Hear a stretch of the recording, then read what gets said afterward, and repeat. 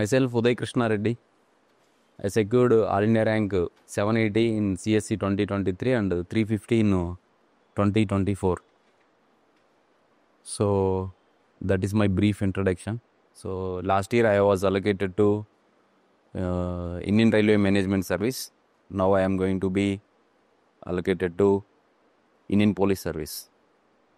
So here I would like to keep it a conversation so that you can ask many things, because these days strategy videos are available everywhere, but interacting personally, that makes difference, right? So feel free to ask me any question. Okay, let us keep this session engaging. Okay na? So you can ask. నేను complete Telugu మాట్లాడగలుగుతా and English మాట్లాడగలుగుతా. ఎవరైనా హిందీ వాళ్ళు ఉంటే వాళ్ళకి కూడా manage చేసి information convey చేయగలుగుతా. So you feel free. So that is the thing. మీకు ఏ డౌట్స్ ఉన్నా యూ కెన్ ఆస్క్. అడగండి మీ డౌట్స్ అన్నీ ఏమున్నా. ఏం లేవా? కంప్లీట్ చేసుకెళ్ళిపోదామా? ఫస్ట్ ఎంతమంది ఉన్నారు పొలిటికల్ సైన్స్ వాళ్ళు? Okay. So not only political science, anthropology కావచ్చు, సోషియాలజీ కావచ్చు, ఏదైనా ఆప్షనల్ ఏంటంటే అంతకుముందు 2016, 17 వరకు అండ్ ఈవెన్ 18 వరకు కూడా క్వశ్చన్స్ ఎలా వచ్చాయంటే basic fundamental concepts. What is democracy, so లేకుంటే వాట్ ఈజ్ సాలిడారిటీ, అది టోటమ్ అంటే ఏంటి ఆంథ్రోపాలజీ వాళ్ళు అయితే. సో ఇలా కాన్సెప్ట్స్ వరకు జస్ట్ అడిగేవాళ్ళు, ఆ కాన్సెప్ట్స్లో ఉన్న బేసిక్ ఫండమెంటల్ థింగ్స్ అడిగేవాళ్ళు. బట్ లాస్ట్ 4-5 ఇయర్స్ నుంచి కాన్సెప్ట్ ప్లస్ దాని అప్లికేషను, అలా క్వశ్చన్స్ అనేటువంటి ఎవాల్వ్ అవుతూ వస్తున్నాయి అన్నమాట. కాబట్టి ఫస్ట్ మీకు conceptual clarity is very very essential. Per se political science అనుకోండి, democracy, what is democracy, simple question, what is democracy. లేదు జస్టిస్ ఇచ్చారు, వాట్ ఈజ్ జస్టిస్, సింపుల్గా అడిగితే చెప్పగలగాలి. సో జస్టిస్ అనేటువంటి కాన్సెప్టు. లేదు ఇంటర్నేషనల్ రిలేషన్స్లో కమ్యూనికేషన్ థియరీ ఉంది, అర్థమైందా? లేకుంటే రియలిజం ఉంది. సో ఇటువంటి కాన్సెప్ట్స్ ఏవైతే ఉంటాయో ఆ కాన్సెప్ట్స్ మనం చాలా వెల్ వర్స్డ్గా ఉండాలి. బేసిక్ కాన్సెప్ట్స్ వాటిని అప్లై చేయాలి రియల్ లైఫ్లో. మనం న్యూస్ పేపర్ చదువుతూ ఉంటాం, అర్థమైందా? So why America attacked Iran and especially nuclear facilities only. If America wants to destroy Iran, it could కదా. సివిలియన్ బేస్ ఏం చేయలేదు, మిలిటరీలో కూడా ఓన్లీ న్యూక్లియర్ బేసే డెస్ట్రాయ్ చేసింది. ఎందుకు? Because America doesn't want to have another state the nuclear power అనేటువంటిది ఇంకో state దగ్గర ఉండడానికి ఇష్టపడదు. That too especially Middle East. ఎందుకనంటే అమెరికాకి దాని స్ట్రెంగ్త్ అంతా realism is nothing but strong power, either military, money or soft power, ఏదైనా స్ట్రాంగ్ పవర్. ఐడియలిజం ఉంటుంది. ఐడియలిజం అంటే గాంధీ తాత, ఎవరిని కొట్టద్దు, నిన్న ఒకరు కొడితే ఇంకొక చంప చూపించు. ఇప్పుడు ఇరాను మీద అమెరికా న్యూక్లియర్ ఫెసిలిటీ మీద బాంబు వేసింది. ఇంకా ఇప్పుడు ఏం చేయాలి? యాజ్ పర్ గాంధీజీ, ఇరాన్ వెళ్ళి America, dear America, there is another site, please destroy this also చెప్తుంది. అట్లా చెప్పదు. When it comes to country security, the realism has always been a primary factor అన్నమాట. అంటే మీరు day to day current affairs అవుతున్నారు, మీరు ఐఆర్లో realism అనేటువంటి concept చదివారు, దీన్ని దానికి అప్లై చేయాలి. రేపు క్వశ్చన్ అడుగుతాడు, how the global dynamics are aligning towards the realistic approach of international relations. అప్పుడు మనం చెప్పాలి. ఇప్పుడు కిమ్ జాంగ్ ఉన్, కిమ్ మామా అంటారు కదా అందరం.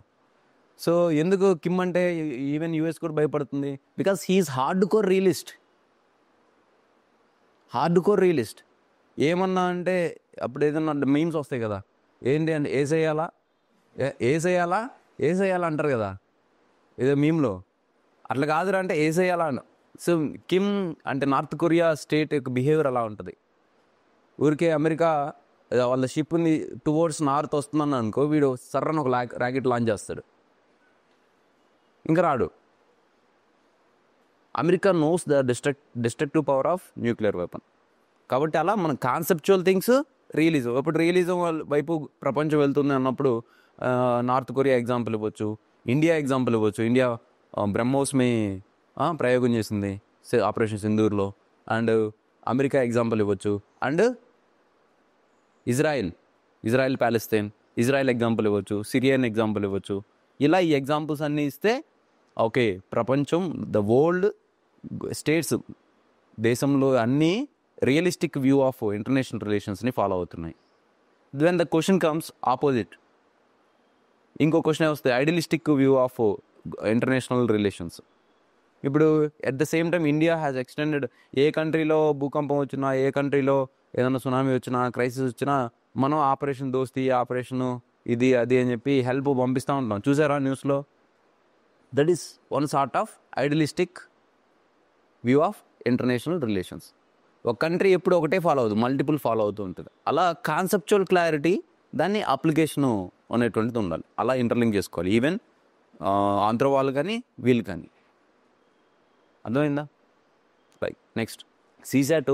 I'm time and again I'm clearly telling, నేను కొన్ని వీడియోస్లో కూడా చెప్పడం జరిగింది, సీసాట్ని నెవర్ టేక్ లైట్ తీసుకోవద్దు అసలు సీసాట్ని.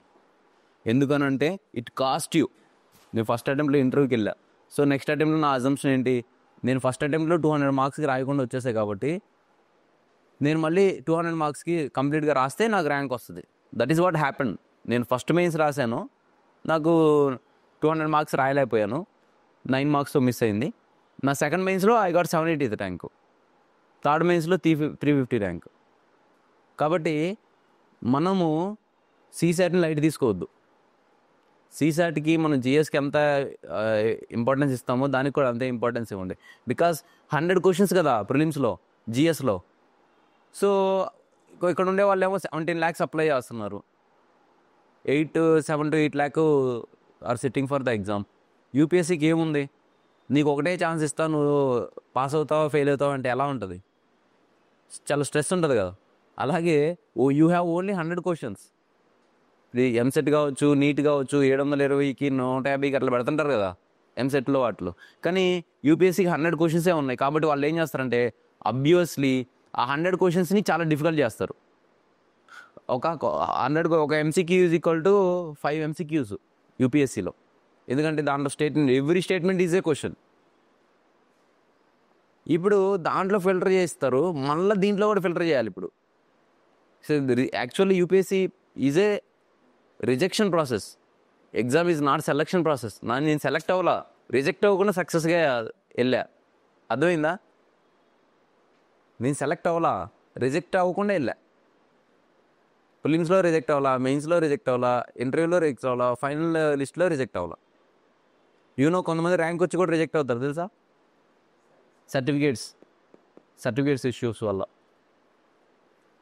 అలా సీసాట్ అనేది అంత ఇంపార్టెంట్. ఆ సీసాట్ మీరు ఏం చేయాలంటే, ఇట్ ఈస్ నాట్ సీసాట్ అనగానే అందరూ వెళ్ళి ఏంటి ఆర్ఎస్ అగర్వాల్ లేదా ఎస్ఎస్సి సిజిఎల్ అర్థమెటిక్ బుక్ పట్టుకుంటారు. అది బిగ్గెస్ట్ బ్లండర్. ఎందుకనంటే మీరు సిలబస్ చూడండి, దాంట్లో nowhere it is mention arithmetic. They mention logical reasoning, ఒకటి బేసిక్ న్యూమరసీ. అర్థమైందా? బేసిక్ న్యూమరసీ అంటే ఏంది? నెంబర్స్తో గేమ్స్ అనమాట. అర్థమైందా? You go and see the question. వాడు ఏమిస్తాడు, సిలబస్ చూస్తే మీకు తెలుస్తుంది. ఒక ఏంటి basic numeracy that at the level of the class 10 and ascending order of the numbers and its magnitude and its relation అంటాడు. అర్థమైందా? అంటే నెంబర్స్తో గేము. ఈ క్లాస్లో 30 మంది ఉన్నారు, 30 మందిలో నుంచి ఇంతమంది బాయ్స్ ఉన్నారు, ఇంతమంది గర్ల్స్ ఉన్నారు. వీళ్ళలోంచి ర్యాండమ్గా నేను ఒకరిని పిక్ చేస్తే వాళ్ళు బాయ్ ఆర్ గర్ల్ అయ్యే ప్రాబిలిటీ ఏంటి? Simple question. అర్థమైందా? 2 నెంబర్స్ ఉన్నాయి, 2 నెంబర్స్ యొక్క ఏంటి హెచ్సిఎఫ్ ఇంత, ఎల్సిఎం ఇంత అయితే అసలు ఆ 2 నెంబర్స్ మధ్య డిఫరెన్స్ ఎంత ఉండొచ్చు? నెంబర్స్తో గేమ్ అదంతా. మనం ఏమనుకుంటాం, అర్థమెటిక్ వెళ్ళి టైమ్ అండ్ టైమ్ అండ్ ఏంటి డిస్టెన్స్ ఇవి చేస్తాం. అవి ఎక్కడో 1, 2 తగులుతాయి అంతే. ఎక్కువ బేసిక్ న్యూమరసీ. కాబట్టి నెంబర్ సిస్టమ్ని స్టార్ట్ చేయండి. You go and take class 6 numbers text books తీసుకోండి, దానిలో నెంబర్ సిస్టమ్ తీసుకోండి. అక్కడ అసలు నెంబర్ స్కేల్ అని ఉంటుంది, అర్థమైందా? అసలు 0 దగ్గర ఉంటుంది. ఇంటీజర్స్ అంటే ఏంటి, నాన్ ఇంటీజర్స్ లేకపోతే రికరింగ్ నెంబర్స్ అంటే ఏంటి, అర్థమైందా? ఇమాజినరీ నెంబర్స్ అంటే ఏంటి మీరు చదువుకుంటారు ఇంటర్మీడియట్లో, లేకపోతే దీంట్లో ఇమాజినరీ నెంబర్స్ ఉంటాయి కదా. సో అలా ఫండమెంటల్ కాన్సెప్ట్స్ అన్నీ మనకు క్లియర్గా తెలియాలి. వాడు ఏం అడగడు, ఒక 10 నెంబర్లు ఇస్తారు, అవన్నీ ఇంటూ చేస్తే ఎన్ని జీరోస్ ఉంటాయి అంటాడు. సరదా క్వశ్చన్స్, అర్థమైందా? నెంబర్స్తో ఇట్స్ గేమ్ ఆఫ్ నెంబర్స్. కాబట్టి బేసిక్ న్యూమరసీ, అందుకనే వాడు దాన్ని న్యూమరసీ అని ఇచ్చాడు సిలబస్లో. You just go and see nowhere it is mention arithmetic. దానికి నేను ఏం చేశానంటే ఫస్ట్ క్లాస్ 6 నుంచి 10th వరకు ఉన్నటువంటి బుక్స్లో నెంబర్ సిస్టమ్కి సంబంధించినటువంటి చాప్టర్స్ అవుతున్నాయి, అవి తీసుకొని కాన్సెప్ట్స్ ఉంటాయి కదా. వాట్ ఈస్ జీరోని anything into zero is zero, అర్థమైందా? UPSC into aspirant is equal to జీరోనా హీరోనా చెప్పలేము. If you put hard work you will become hero or else you will become zero, అర్థమైందా? కాబట్టి ఆ నెంబర్స్, ఇంటీజర్స్ అంటే ఏంటి, హోల్ నెంబర్స్ అంటే ఏంటి, అర్థమైందా? ఫ్రాక్షన్స్ అంటే ఏంటి, ఆ ఫ్రాక్షన్స్ని ఏంటి ఫ్రాక్షన్స్ నెంబర్గా ఎలా చేయాలి, నెంబర్స్ని ఫ్రాక్షన్స్గా ఎలా ఎక్స్ప్రెస్ చేయొచ్చు. ఇప్పుడు 1 అని ఇచ్చాను అనుకోండి, 1 అంటే నేను కెన్ ఐ రైట్ ఇట్ 1/1 కదా. సో దాన్ని కూడా తెలియాలి. ప్రతి నెంబర్ని మనం ఫ్రాక్షన్గా ఎక్స్ప్రెస్ చేయొచ్చు. 200/200 చేయొచ్చా? 1 అవుతుంది అది. 200ని ఫ్రాక్షన్స్గా ఎలా ఎక్స్ప్రెస్ చేస్తాం? 200/1 200/1. సో అలా ఫ్రాక్షన్స్గా ఎక్స్ప్రెస్, అలా మీకు నెంబర్స్ మీద కంప్లీట్ కమాండ్ ఉండాలి. 1కి ఇమాజినరీ నెంబర్ ఏంటి? 1కి ఇమాజినరీ నెంబరు ఎంతమంది ఎంపీసీ ఇక్కడ? ఎంపీసీ చేతులు ఎత్తాలి. బీటెక్. సో ఇమాజినరీ నెంబరు అదేనా? సో అలా ప్రతి దానికి ఉంటాయి, అర్థమైందా? అలా మనం కాన్సెప్ట్స్ని క్లారిటీ తెచ్చుకోవాలి. క్లాస్ 6 అది పెద్ద కష్టమేం కాదు. ఒక 1 వీక్ 10 days పెడితే, మీరు ఆల్రెడీ మ్యాథ్స్ బ్యాక్గ్రౌండ్ ఉన్న వాళ్ళకి 1 వీక్ 10 days పెట్టిన తర్వాత అర్థమైపోతుంది. తర్వాత నేనేం చేశానంటే, లాస్ట్ ఇయర్ ఐరైజ్ అని ఒక యాప్ ఉంటుంది, సో వాళ్ళ అకాడమీ కూడా ఉంది, దాంట్లో నేను ఎన్రోల్ అయ్యాను. దాంట్లో అర్థమెటిక్ 2.0 అని ఒక కోర్స్ ఉంది. అది యాక్చువల్లీ ఎస్ఎస్సి సిజిఎల్ వాళ్ళ కోసం చేసిందనమాట. అయితే దాంట్లో you start with number system start చేయండి. డైలీ 1 hour చూసుకోండి. నాకులాగా ఎగ్జామ్కి ముందు హరీబరీగా రోజు 3-4 గంటలు చూడకుండా డైలీ 1 hour చూసుకోండి. దానిలో వాళ్ళ నోట్స్ కూడా బయట దొరుకుతుంది, దాన్ని తీసుకొని ప్రాక్టీస్ చేసుకోండి. 1 year సబ్స్క్రిప్షన్ తీసుకుంటే 2000-3000 ఉంటుంది అది. సో దాన్ని తీసుకొని డైలీ ప్రాక్టీస్ చేసుకోండి. Even though you are MPC అంటే నారాయణ, శ్రీ చైతన్య టాపర్ అయినా కానీ. I know IIT Bombay students who failed at CSAT this year also. కాబట్టి మీరు వచ్చి నేను మ్యాథ్స్ లాగేస్తా, తీసేస్తా, పొడి చేస్తా చెప్పొద్దు. ఎందుకంటే it cost you your valuable time, resource, energy, mental strength. CSAT పోయినప్పుడు ఎలా ఉంటుందంటే, I last 2021 prelims by 1 mark అనమాట. 65 వచ్చాయి, 66 కట్ ఆఫ్. నేను ప్రిలిమ్స్ రాసినప్పుడు జనరల్ స్టడీస్ ప్రతిసారి జనరల్ స్టడీస్లో క్లియర్ చేశా ప్రతిసారి. CSAT 2 times పోయింది.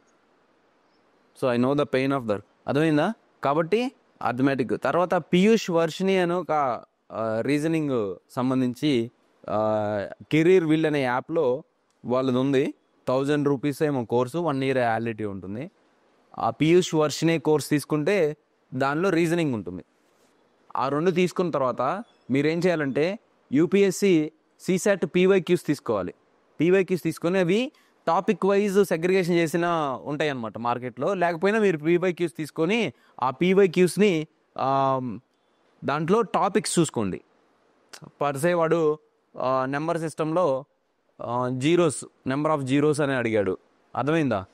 సో రికరింగ్ నెంబర్స్ అడిగాడు, 3.4343 వస్తే 4th అని పెట్టి పైన డాష్ పెడతారు కదా, సో అవి అడిగాడు, ఆ మోడల్ చేసుకోవాలి, అర్థమైందా? సో లేకుంటే ఎల్సిఎం హెచ్సిఎం అడిగాడు, అది చేసుకోవాలి. లేకుంటే వెన్ డయాగ్రామ్స్ మీద క్వశ్చన్ అడుగుతాడు కొన్నిసార్లు, సో దాన్ని అలా ఈ దేనికి సంబంధించి వాటిని చేసుకోండి. మార్కెట్లో టాపిక్ వైజ్ సెగ్రిగేట్ చేసిన పీవైక్యూస్ అయితే ఖచ్చితంగా ఉన్నాయి, సో వాటిని చేసుకోండి. ఇలా సీసాట్ని బేసిక్ ఫండమెంటల్ కాన్సెప్ట్స్ బుక్కు, తర్వాత వస్తే ఈ పీయూష్ వర్షనే అవి ఎన్రోల్ అయిన తర్వాత డైలీ 1 hour సరిపోతుంది. ఇప్పటి నుంచి పెట్టుకుంటే డైలీ 1 hour అవుతుంది. మీరు డిసిప్లిన్గా లేకుండా డైలీ 1 hour ఏం పెడతాంలే లాస్ట్లో చూద్దాం అనుకుంటే మాత్రం you will stress out and you may fail even CSAT also. అర్థమైందా? నెక్స్ట్ బేసికల్లీ ఫస్ట్ నేను చేసిన మిస్టేక్ ఏంటంటే జిఎస్ ఆప్షన్ 2 ఒకేసారి సైమల్టేనియస్లీ చదివి నెక్స్ట్ ఇయర్ కొట్టేసేయాలి అని చెప్పేసి చాలా ఓవర్ అంబిషియస్గా ఉన్నాను అనమాట. సో అప్పుడు ఏమవుతుందంటే ఆబ్వియస్లీ కాంప్రమైజ్ అవుతుంది. సో మీరు ఇప్పుడే కాదు, ఇది ఒక్కటే కాదు, before answering that I would like to tell excellence. మీరు ఎప్పుడు కూడా డోంట్ చేజ్ ద డేట్. ఎప్పుడు నెక్స్ట్ ఇయర్ ప్రిలిమ్స్ ఎప్పుడు?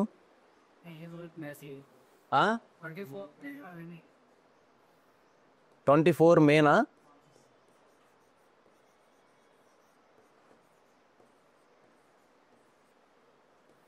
అంతేనా? ఇప్పుడు 24 మే 2026 అంటే ఎన్ని మంత్స్ ఉంది ఇప్పుడు నెక్స్ట్ ఇయర్ ఎగ్జామ్కి? ఇది జూలై అనుకోండి, 10 months or 11 months, అంతేనా? 10 months. ఇప్పుడు చాలామంది చేసే మిస్టేక్ ఏంటంటే వాళ్ళు గ్రాడ్యుయేషన్ కంప్లీట్ చేసి వస్తారు, కోచింగ్ ఏదో దాంట్లో నెక్స్ట్ ఇయర్ అటెంప్ట్ ఇవ్వాలంటే ఇయర్ జాయిన్ అవుతారు. జాయిన్ అయిన తర్వాత వాళ్ళు ఏం చేస్తారంటే ఆ డేట్ మైండ్లో పెట్టుకుంటారు. ఫస్ట్ ఆ డేట్ మైండ్లో పెట్టుకొని బుక్ తీస్తారు. పర్సే ఏడే ఉంది ఇన్సిడెంట్ లక్ష్మీకాంత్ బుక్ తీస్తారు. బుక్ తీసి ఇంకా 10 months అంటే ఎన్ని డేస్? రఫ్లీ 300 days, అంతేనా? 300 days. మనకున్న సబ్జెక్ట్స్ ఏంటంటే 13 సబ్జెక్ట్స్ ఉంటాయి. Geography, history, polity, economy, science and technology, current affairs, environment, అర్థమైందా? Social issues, internal security, disaster management, ethics, essay, ఇవన్నీ. సో 13 సబ్జెక్టులు. సో 13 divided by 300 ఎంత చెప్పాలి? సీసెట్ నేను చెప్పలేను, I failed twice in CSAT. చెప్పాలి, యాక్యురేట్గా చెప్పాలి.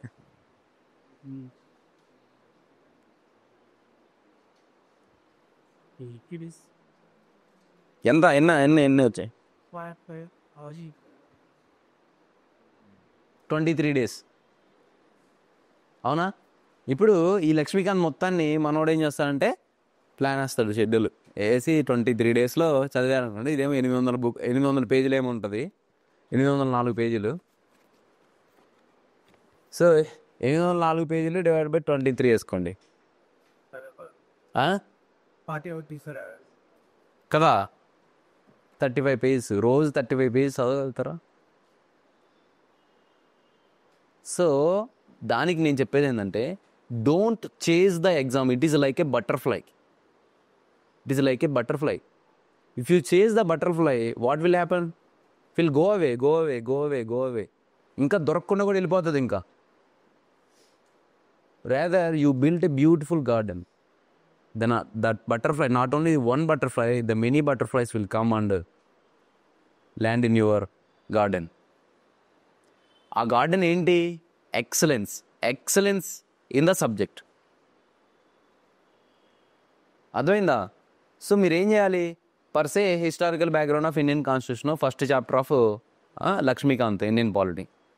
దాన్ని తీసుకున్న తర్వాత you have to read it. మీకు క్లాసులు వింటే క్లాసులు వినండి, లేదు మీకు మెంటర్ ఉంటే మెంటర్ సజెషన్ తీసుకోండి, లేదు మీరు ఓన్గా చదువుతానంటే ఓన్గా తీసుకొని చదవండి. చదివిన తర్వాత దాన్ని కంప్లీట్ మన వాళ్ళు ఏమనుకుంటారు, మన వాళ్ళు చదువుతారు అంతే.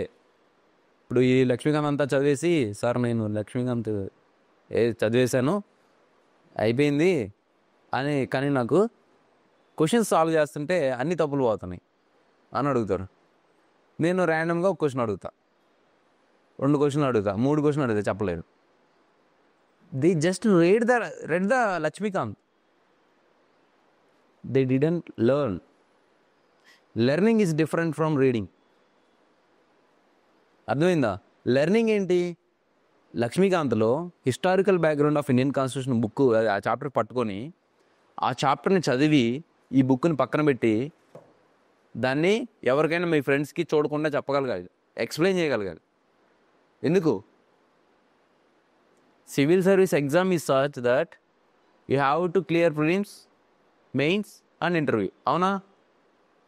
సో మీకు ప్రిలిమ్స్లో ఒక క్వశ్చన్, ఫస్ట్ క్వశ్చన్ రాలేదనుకోండి, దాన్ని విత్ ఇన్ 2 అవర్స్లో ఎప్పుడైనా సాల్వ్ చేయొచ్చు. అవునా కదా? ఒక క్వశ్చన్, ఫస్ట్ క్వశ్చన్ రాలేదు, దాన్ని ఎగ్జామ్ అయిపోయే లోపల ఎప్పుడైనా మళ్ళీ వచ్చి రివ్యూ చేసుకొని సాల్వ్ చేయొచ్చు. అదే మెయిన్స్లో ఒక క్వశ్చన్ రాలేదనుకోండి, విత్ ఇన్ 3 అవర్స్లో ఎప్పుడైనా గుర్తొస్తే మళ్ళీ చేసుకోవచ్చు. But in interview, sir give me 1 hour time, I will revise my Laxmikanth and tell you. చెప్తారా? చెప్పలేము. Barely you will be having 1 minute time, that నువ్వు అడిగి పర్మిషన్ తీసుకుంటే, రేరెస్ట్ ఆఫ్ ద రేర్ సిచ్యువేషన్స్లో. ఇంటర్వ్యూలో 1 or 2 times మాత్రమే అలా, sir can I have a time to think over అని అడగచ్చు. అవి కూడా ఏంటి, మోస్ట్ డైలమా ఉన్నటువంటి ఫండమెంటల్ నాలెడ్జ్నే అసలు అట్లా అడగకూడదు. You will be barely having 3 to 4 seconds. ఇంటర్వ్యూలో క్వశ్చన్ అడుగుతారు, నువ్వు చెప్పాలి. అవునా? కాబట్టి అండ్ మెయిన్స్లో కూడా there is no fixed answer. ఇంటర్మీడియట్లో నాకు 982 వచ్చినాయి సార్, నేను కానీ మెయిన్స్ 4-5 సార్లు ఫెయిల్ అయ్యాను అని బ్యాచ్గా ఉంటారు. ఎందుకు? ఇంటర్మీడియట్లో లిమిటెడ్ సిలబస్, తిప్పి కొట్టినా 8 పుస్తకాలు ఉండవు. ఇంటర్మీడియట్ ఫస్ట్ ఇయర్కి 4 పుస్తకాలు, సెకండ్ ఇయర్ 4 పుస్తకాలు, అంతేనా? అవే మీకు శ్రీ చైతన్య నారాయణలో వేసి రుబ్బుతూ ఉంటారు, ఇంకా రోజు రుబ్బి మీకు వచ్చేస్తుంది. అండ్ అవి పీవైక్యూస్ రిపీటెడ్ ఉంటాయి ఇంటర్మీడియట్లో. లాస్ట్ 10 years క్వశ్చన్స్ చూసుకుంటే చాలు, ఎస్పెషల్లీ 2 marks 1 mark క్వశ్చన్స్ ఉంటాయి కదా, అవి రిపీటెడ్గా ఉంటాయి. కాబట్టి అది మీకు అక్కడ 982 వస్తే గుడ్. అక్కడ మీరు only just remembered the answer, you didn't learn. కానీ ఇక్కడ యూ హ్యావ్ టు లెర్న్. అందుకే ఇప్పుడు నేను హ్యావ్ సీన్ 9 మెయిన్స్ ఇచ్చిన పర్సన్ తెలుసు నాకు. 9 attempts ఇస్తే 9 attempts మెయిన్స్ రాశారు, కానీ సర్వీస్ రాలా, ఒక్కసారి ఇంటర్వ్యూకి వెళ్ళారు. So fortunately they are working in RBI. అర్థమైందా? కాబట్టి don't chase the date, chase the excellence. ఒకవేళ మీకు ఆ టైంకి మీకు సిలబస్ అవ్వలేదు, ఎక్సలెన్స్తో అవ్వలేదు, ఏం కాదు, నెక్స్ట్ ఇయర్ రాసుకోండి. ఇప్పుడు నేను వచ్చాను, నేను ఫస్ట్ టైం కొట్టేస్తాను అని చెప్పి బాగా ఫోకస్ చేసి వచ్చాను. I focused on excellence only. But at the same time నేను ఆన్సర్ రైటింగ్ మీద ప్రాక్టీస్ చేయాల. తీరా సీన్ కట్ చేస్తే నాకు ఆన్సర్స్ తెలుసు. ఫస్ట్ అటెంప్ట్లోనే ప్రిలిమ్స్ క్లియర్ అయ్యా, మెయిన్స్ రాసా, ఆన్సర్స్ తెలుసు మెయిన్స్లో, కానీ టైంలో రాయలేకపోతున్నా. రెగ్యులర్ ప్రాక్టీస్ కావాలి దానికి. నేను రాయలేదు. సో 200 marksకి వదిలేసి వచ్చా, అన్నీ కలిపి, అన్ని సబ్జెక్ట్స్, GS 1, 2, 3, 4 ఆప్షన్ అన్నీ కలిపి 200 marksకి. 200 marks కనుక నేను అటెంప్ట్ చేస్తుంటే యూ జస్ట్ ఇమాజిన్, నాకు అప్పుడు 9 marksకే ఫైనల్ కట్ ఆఫ్లో 9 marksతో పోయింది. నేను అప్పుడే IPS అయిపోతున్నాను, ఇంకా IAS కూడా అయిపోతున్నాను. 200 marks అటెంప్ట్ చేస్తుంటే వాళ్ళు రఫ్ 90 marks 80 marks ఇస్తారు. అప్పుడు 980 అంటే ఇంకా నా ర్యాంక్ 200 చేంజ్లో ఉండేది అప్పుడు. 2019 రివర్సల్. సో ఓకే పోయిందిలే, ఏదో అయింది, నెక్స్ట్ ఇయర్ మనం పికప్ అవుతామంటే కోవిడ్ వచ్చింది. ఓకే కోవిడ్ టైం వచ్చింది, తర్వాత అటెంప్ట్ రాసుకుంటున్నాం కదా, మెయిన్స్ బాగా ఫోకస్ చేద్దామంటే సీసాట్ని అసలు మర్చిపోయాను నేను. సీసాట్ 1 mark పోయింది 21లో. దాని తర్వాత 22 ఇంకా పేపర్ వాళ్ళు డిఫికల్ట్ ఇవ్వడం స్టార్ట్ చేశారు.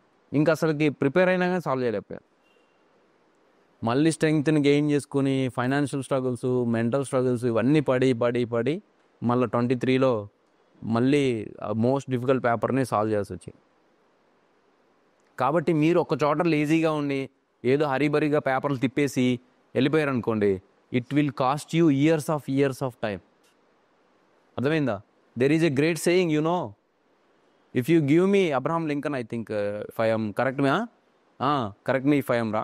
అబ్రహాం లింకన్ చెప్తాడు, ఒక చెట్టుని కొట్టడానికి నాకు 24 గంటల సమయం ఇస్తే నేను 23 గంటలు నా గొడ్డలు నూరటానికే స్పెండ్ చేస్తా. I will sharpen my axe. So దాన్ని 23 గంటలు షార్పన్ చేస్తా అని చెప్పాడు. సో అదే షార్పన్ చేయకుండా నువ్వు 24 గంటలు కొట్టినా ఆ చెట్టుని కొట్టలేవు. కాబట్టి you never chase the date of the exam, you just chase the excellence. Depend on your understanding capacity, depend on your mental calibre, ఇవన్నీ వేరీస్. ఇప్పుడు లక్ష్మీకాంత్ని మీరు ఇది ఒక్కటే చదువుకుంటూ పోతే 45 డేస్లో ఫినిష్ చేయగలుగుతారు. తరోగా బాగా చదువుకుంటూ డైలీ ఎక్కువ టైం దీన్ని పెట్టుకుంటూ చేస్తే. అర్థమైందా? అలా ఈచ్ సబ్జెక్ట్ 45 డేస్. ఒకటే సబ్జెక్ట్ మనం రెగ్యులర్ చదవలేం కాబట్టి ఒక సబ్జెక్ట్ మేజర్, ఒక సబ్జెక్ట్ మైనర్ పెట్టుకోవాలి. అర్థమైందా? ఎలా?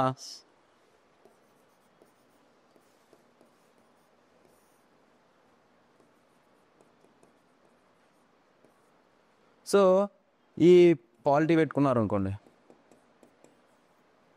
సో ఇప్పుడు పాలిటీ 45 డేస్ చదువుతూ పోతా, 45 డేస్ షెడ్యూల్ వేసుకుంటారు, చదువుకుంటూ పోతూ ఉంటారు. ఎప్పుడు మనం పాలిటీనే చదవలేం కదా. సో మధ్యలో సీసాట్, కరెంట్ అఫైర్స్ ఇంక్లూడ్ చేసుకుంటాం. తర్వాత ఆ రెండు కూడా కొంచెం కాలానికి బోర్ కొడతాయి కాబట్టి ఇంకొక మైనర్ సబ్జెక్ట్ని పెట్టుకుంటాం, పర్సే ఏన్షియంట్ హిస్టరీ. అర్థమైందా? ఇప్పుడు మేజర్ అంటే ఈ సబ్జెక్ట్ మేజర్ అని కాదు, ఇది మైనర్ అని కాదు. ఓకేనా? ఇక్కడ ఒకవేళ డేలో 10 అవర్స్ అవుతున్నారు అనుకోండి, ఇక్కడ 6 అవర్స్ స్పెండ్ చేస్తారు, దీనికి ఒక 2 అవర్స్ స్పెండ్ చేస్తారు. సీసాట్కి ఒక 1 అవరు. ఓకేనా? తర్వాత కరెంట్ అఫైర్స్కి ఒక 1 అవరు. ఈ సబ్జెక్ట్ని మనం 45 డేస్లో ఫినిష్ చేయలేం కదా, కాబట్టి దీన్ని 90 డేస్ పెట్టుకోవాలి. అర్థమైందా? ఇప్పుడు 90 డేస్లో ఫస్ట్ 45 డేస్ పాలిటీ అయిపోయింది అనుకోండి. ఫస్ట్ 45 డేస్ పాలిటీ అయిపోయింది. నెక్స్ట్ 45 డేస్ ఎన్వైర్న్మెంట్ పెట్టుకోండి. ఓకేనా? ఈ 90 డేస్ ఏన్షియంట్ హిస్టరీనే చదువుతుంటారు మైనర్గా. అర్థమైందా? ఇలా కనుక మీరు చాలా డిలిజెంట్గా రైట్ డైరెక్షన్లో ఉండి రెగ్యులర్ ఆన్సర్ రైటింగ్ ప్రాక్టీస్ చేసుకుంటూ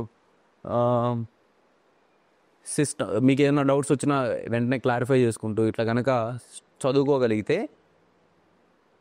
10 to 14 months, అంటే depends on your mental calibre, your understanding ability. కొంతమంది గుర్తుండదు. ఇలా ఒక 1 year సిన్సియర్గా వర్క్ కనుక చేస్తే, ఫస్ట్ అయితే ఫోన్ తీసి పక్కన పడేసాను, దెబ్బలో పడేసాను. If you want the rank, phone తీసుకెళ్ళి చెత్తలో పడేసాను. ఫోన్ వల్ల యూజ్ ఉంది. ఎంత ఉందంటే 100కి 10 రూపాయలు యూజ్ ఉంది, కానీ నష్టం ఎంత ఉంది? 100కి 70 రూపాయలు నష్టం ఉంది. నెట్ మీరు 60 రూపీస్ లాస్లోకి వెళ్ళిపోతారు. కీప్యాడ్ ఫోన్ తీసుకోండి. నేను ఈ స్మార్ట్ ఫోన్ నాకు ఇంటర్వ్యూకి వెళ్ళి నాకు ర్యాంక్ వచ్చినంత వరకు కూడా నా దగ్గర ఈ స్మార్ట్ ఫోన్ లేదు. ల్యాప్టాప్ ఒకటి పెట్టుకోండి. ఇప్పుడు జస్ట్ కావాలంటే you all open your mobiles, తీయండి చెప్తా, తీసుకోండి. ఐ హోప్ అందరి దగ్గర ఆండ్రాయిడే ఉంటుంది ఎక్సెప్ట్ 1 or 2. వెళ్ళి సెట్టింగ్స్లోకి వెళ్ళండి. దాంట్లో డిజిటల్ వెల్ బీయింగ్ అని ఒక యాప్ ఉంటుంది చూడండి, ఒక ఆప్షన్ ఉంటుంది, డిజిటల్ వెల్ బీయింగ్ ఉందా? లాస్ట్లో ఉంటుంది, కింద నుంచి 4వ 5వ ఉందా? దాన్ని క్లిక్ చేయండి. పైన ఏమొచ్చింది? ఒక రౌండ్ లాంటిది వచ్చిందా? ఈరోజు అది, దాన్ని క్లిక్ చేయండి. మళ్ళీ ఆ రౌండ్ లాగా వచ్చింది, దాన్ని క్లిక్ చేయండి. వచ్చిందా? ఒక గ్రాఫ్ వచ్చిందా? ఎస్టర్డే ఎంత టైం స్పెండ్ చేశారు మొబైల్ మీద? 50 minutes, 1 hour ఉష్కాక్. నెక్స్ట్ 2 hours, వెరీ గుడ్, ఉష్కాక్. 6.5 అవర్స్ 6.5 hours. యాప్లో క్లాస్ చూసా. సో ఏదైనా 6 hours, 1/4 of his time, 4 hours gone. 7 hours last నుంచి. 7 hours చెప్పాలి మీరు. 2.5, 21 minutes సూపర్. నువ్వు 4 hours. We don't know. మనం ఏం చేస్తామంటే జస్ట్ ఒక కరెంట్ అఫైర్ వీడియో చూద్దాము యూట్యూబ్లో అని చెప్పి క్లిక్ చేస్తాం. దాని తర్వాత పవన్ కళ్యాణ్ని విమర్శించిన XYZ అనగానే ఎవర్రా స్వామి ఏమైంది అని. నిజం, this happens with human brain. These all apps are designed in such a way to trigger our dopamine rush. కాబట్టి సైలెంట్ జేబులో పెట్టాల్సింది. ఎంత టైము? 4 hours. మీరు 56 minutes. మీరు 3 hours. మీరే 29 minutes. Very good. 3 hours. చూసారా, 3 hours ఒక మంచి క్లాస్ వినొచ్చు. అండ్ సో ఓకే, టైం పోయినా ఓకే. దానికంటే ఇంకా పెద్దది ఏంటిదంటే యూపీఎస్సీలో it requires creative brain. It's a cognitive ability. Answers ఎక్కడ ఫిక్స్డ్ ఆన్సర్స్ ఉండవు. నువ్వు ఇంటర్లో టాపర్ ఎందుకు? నీకు ఆల్రెడీ ఫిక్స్డ్ ఆన్సర్స్ ఇచ్చి నిన్ను ఫీడ్ చేసి బాగా రుబ్బారు. ఇక్కడ అట్లా ఉండదు. అప్పటికప్పుడు ఎగ్జామ్ హాల్లో ఆ 7 minutes నువ్వు థింక్ చేసి పాయింట్స్ రాసి ఆన్సర్ని డిమాండ్ని సర్వ్ చేయాలా. నీకు ఆ థింకింగ్ మెంటల్ క్యాలిబర్ ఎప్పుడు వస్తుంది? నీకు ఖాళీ టైం దొరికితేనే కదా. Plus this cause brain rot. మీ thinking capacity, creative capacity kill చేస్తుంది మొబైల్. కాబట్టి you always chase the excellence. Phone పక్కన పడేయండి, బుక్ తీసుకోండి, ప్లాన్ వేసుకోండి. ఎవ్రీ 45 daysకి ఒక సబ్జెక్ట్ అయిపోవాలి, ఒక మేజరు. 90 daysకి ఒక మైనర్ అయిపోవాలి. So everyday CSAT, current affairs చదువుకోవాలి. ఇలా ప్లాన్ వేసుకొని ఎక్సలెన్స్ ఎలా? నేను పాలిటీలో Laxmikanth historical background of Indian constitution చదివా. ఏమైనా అడుగు చెప్తా. అలా కనుక మీరు ఎక్సలెన్స్ని చేంజ్ చేస్తే ఫస్ట్ అటెంప్ట్లో అయిపోతుంది ఎగ్జామ్ చెప్తాను. If not in first attempt, రెగ్యులర్గా ఆన్సర్ రైటింగ్ ప్రాక్టీస్ చేస్తే ఫస్ట్ అటెంప్ట్లో అయిపోతుంది. ఒకవేళ అక్కడ ఏదన్నా చిన్న మీ లక్ బాగాలేదు, ఆ రోజు ఇంటర్వ్యూలో స్కోర్ తక్కువ వచ్చినాయి, if not in first attempt, second attempt అంతే. ఇప్పుడు నాలాగా పంచవర్ష ప్రణాళికలు 19 electionsకి ముందు వచ్చా, 24 elections అయిపోయినాయి, ఇంకా వెళ్ళాలి అశోక్ నగర్. అర్థమైందా? కాబట్టి నా ర్యాంక్ ముందే లాస్ట్ ఇయర్ నేను చిన్న మిస్టేక్స్ చేశా. సో అవి కూడా చెప్తా. సో అలా మిస్టేక్స్ చేయడం వల్ల కొంత స్కోర్ తక్కువ వచ్చింది. సో ఇటువంటివి. కాబట్టి యూ చేజ్ ద ఎక్సలెన్స్. మీకు ఆప్షనల్ ఇది 2 బ్యాలెన్స్ చేసుకొని టైం కుదరలేదు అనుకోండి, యూ ఎక్స్టెండ్ ద టైం. అది 40 days పెట్టుకున్నారు కదా, 50 days పెట్టుకోండి. ఆప్షనల్ డైలీ 3 hours పెట్టుకోండి. 3 hours పెట్టుకొని ఆప్షనల్ ఒక 1 year చదవండి. Daily 3 hours. కానీ excellence is more important than turning the papers. ఏముంది, ఈ లక్ష్మీకాంత్ చదవాలంటే 3 daysలో కూర్చొని రోజు అదే చదువుతూ పోతే 3-4 daysలో అయిపోతుంది. Does that means that you learn the polity? కాదు కదా. అలా మీరు you chase the excellence.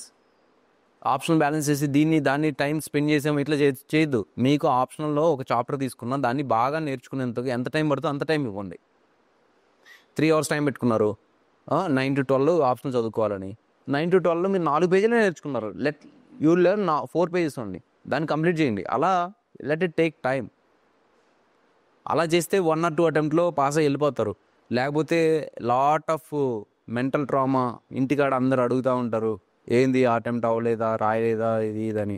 First encourage చేసిన ఫ్రెండ్సే, అరే ఇంకో జాబ్ చూసుకోరా, చిన్న జాబ్ చూడరా, అది చూడరా, Group 2 చూడరా, Group 1 చూడరా, ఇట్లా అంటూ ఉంటారు. అర్థమైందా? ఆల్టర్నేటివ్ ఇటు పోయి అసలు మనం ఏం సక్సెస్ లేకుండా పోతాం. అర్థమవుతుందా? రూత్లెస్ ఫోకస్ ఉండాలి. సివిల్ సర్వీస్ రాసేటప్పుడు ఫస్ట్ 2 attempts మాత్రం ఓన్లీ సివిల్ సర్వీసే ఇవ్వండి, ఇంకే వేరే ఎగ్జామ్ ఇవ్వకండి.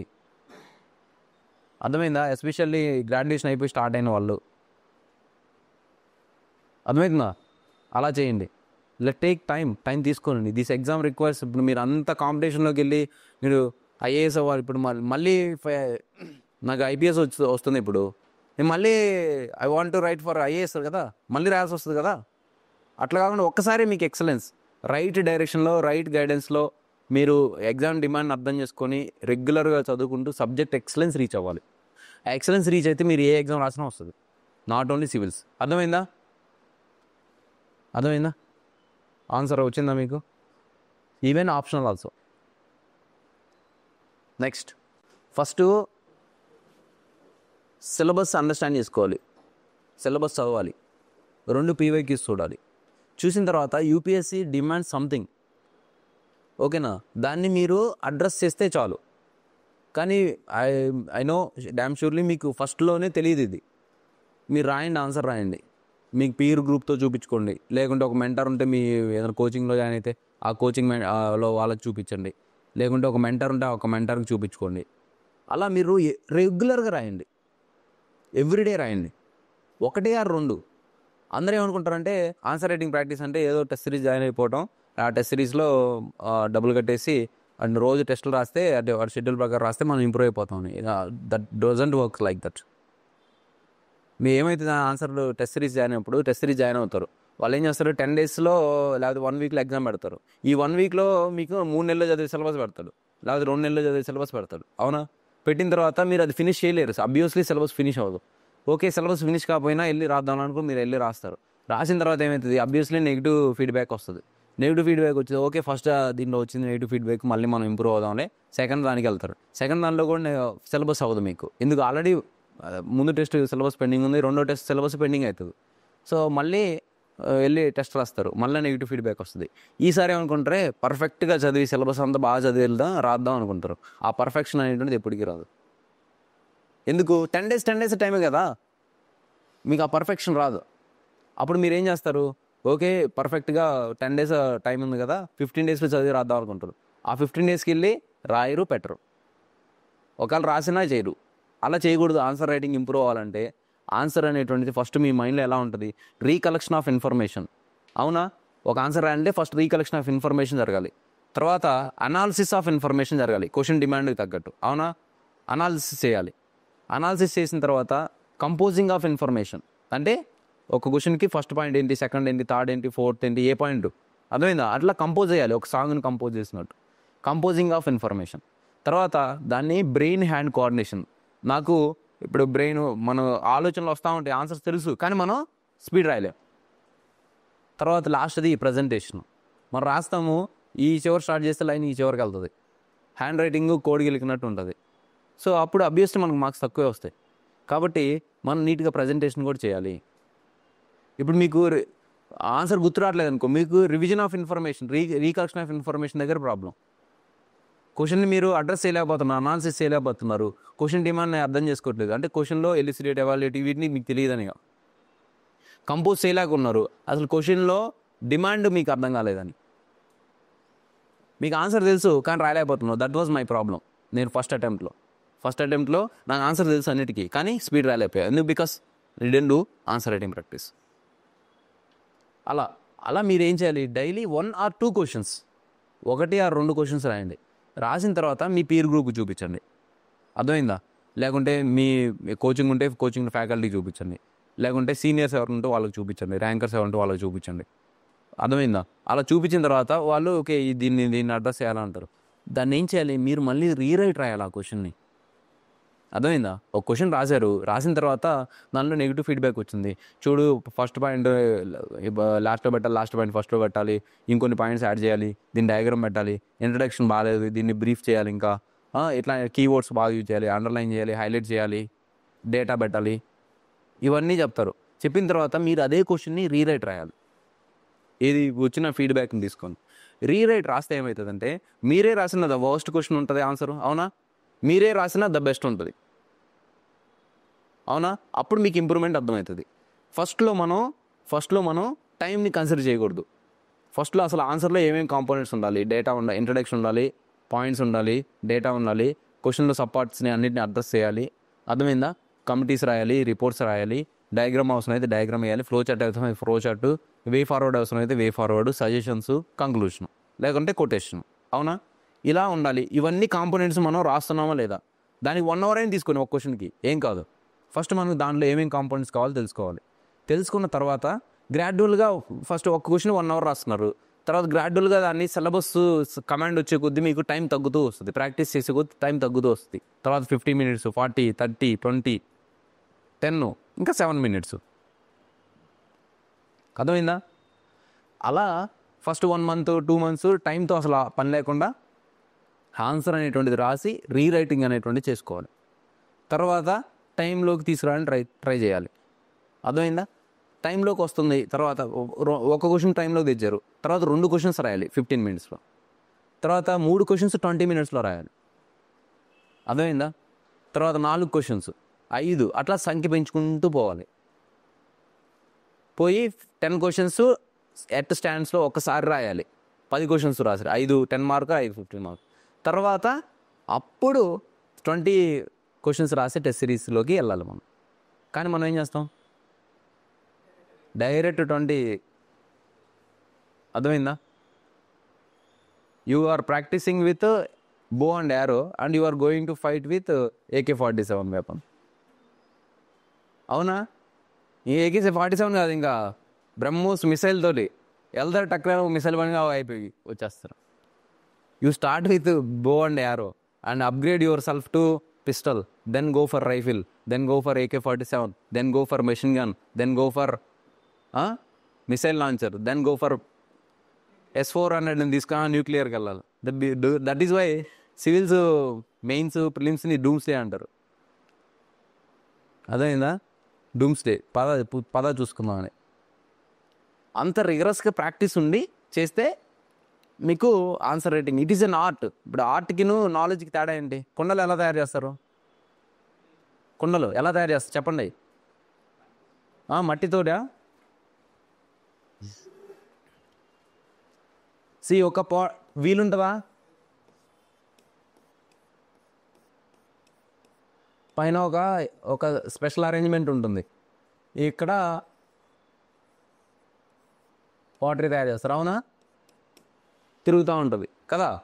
సో ఇప్పుడు నేను మీకు వీలు మట్టి అవన్నీ ఇచ్చాను అనుకో, ఇప్పుడు చేయగలుగుతారా? మీరు చేయగలుగుతారా? ఎందుకు? తెలుసు కదా మీకు ఎలా చేస్తారు. Practice, skill. It is a skill. అర్థమైందా? It is a skill. Answer writing is also a skill that doesn't develop in over time, overnight. It is a process, evaluatory process. Daily రాసుకుంటూ, feedback తీసుకుంటూ, లేకపోతే చేసుకుంటూ. మీకు ఎవరు దొరకలేదు. అర్థమైందా? So నాకే నేను అని చెప్పి ఉండే బ్యాచ్ ఉంటారు కొంతమంది. సాలిట్యూడ్లో దే ఎంజాయ్ దేర్ సాలిట్యూడ్. వాళ్ళు ఏం చేయాలి? వాళ్ళు రాసిన ఆన్సర్ని 10 రోజుల తర్వాత చూడాలి. చూస్తే ఆ ఆన్సర్ పేపరే తిడుతుంది, ఎరా పిచ్చోడా ఎట్లా రాసావురా, అదిరా ఇదిరా అని. Then you will only understand. అది నువ్వు సిన్సియర్గా ఉండి మళ్ళీ 10 days తర్వాత దాన్ని ఓపెన్ చేయాలనుకుంటే. అర్థమైందా? అలా ఆన్సర్ రైటింగ్ అనేటువంటి దాన్ని ఒక స్కిల్ లాగా నేర్చుకొని అప్పుడు 10 క్వశ్చన్స్ రాసిన తర్వాత 20 క్వశ్చన్స్ రాస్తే అప్పుడు మీరు కంటెంట్ ఉంటుంది, రాసే శక్తి ఉంటుంది. అప్పుడు మీకు ఇచ్చిన ఫీడ్బ్యాక్. అండ్ ప్రతి ఒక్కరు ఒక ఎర్రర్ బుక్ పెట్టుకోండి, ఒక చిన్న డైరీ తీసుకోండి, టిక్ పేజెస్ ఉండేది తీసుకొని దాంట్లో మీరు చేసే మిస్టేక్స్ అన్నీ రాసుకోవాలి. ఎగ్జామ్కి వెళ్ళే ముందు దాన్ని చూసుకుంటూ పోతే మీకు ఏమవుతుంది, అదే మిస్టేక్ మళ్ళీ రిపీట్ కదా. ఒక చోట నువ్వు డేటా రాయలేదురా బాబు అని చెప్పి మీకు మీ సీనియరో లేకపోతే టీచరో మెంటరో చెప్పాడు, నేను డేటా రాయలేదు అని చెప్పేసి మీరు దానిలో రాసుకోవాలి. డేటా అనేది ఆన్సర్లో రిక్వైర్డ్ ఎక్కడెక్కడ అవసరం ఉందో అక్కడ కోడ్ చేయాలి అని. ఎగ్జామ్కి వెళ్ళే ముందు అది చదివాను అనుకో, డేటాని పెట్టకపోతే క్రైమ్ అని చెప్పి, you won't do that crime, అవునా? కాబట్టి ఎగ్జామ్కి వెళ్ళే ముందు ఆ బుక్ని మీరు చేసే మిస్టేక్స్ అన్నీ 1 2 3 ఇవ్వాలి దానికి. మళ్ళీ ఊరికి జస్ట్ ర్యాండమ్ రాయొద్దు. 1 మిస్టేక్ నెంబర్ 1, మిస్టేక్ 2, మిస్టేక్ 3, 4, 5. ఏదన్నా కొన్ని మిస్టేక్స్ పదే చేస్తుంటాం, మళ్ళీ దాన్ని రౌండప్ హైలైట్ చేసి పెట్టుకోండి. మళ్ళీ ఆ మిస్టేక్స్ వేయద్దు అని. అలా మీరు ఎవాల్వ్ అవుతూ పోతారు. అర్థమైందా? నెక్స్ట్ షార్ట్ నోట్స్ చాలా చాలా ఇంపార్టెంట్. నేను ఆల్రెడీ నా యూట్యూబ్ ఛానల్లో పెట్టున్నా. నా సక్సెస్కి రీజన్ ఏంటంటే షార్ట్ నోట్స్. ఒకసారి నువ్వు నోట్స్ తయారు చేస్తే 100 సార్లు చదివినట్టు సమానం. అర్థమైందా?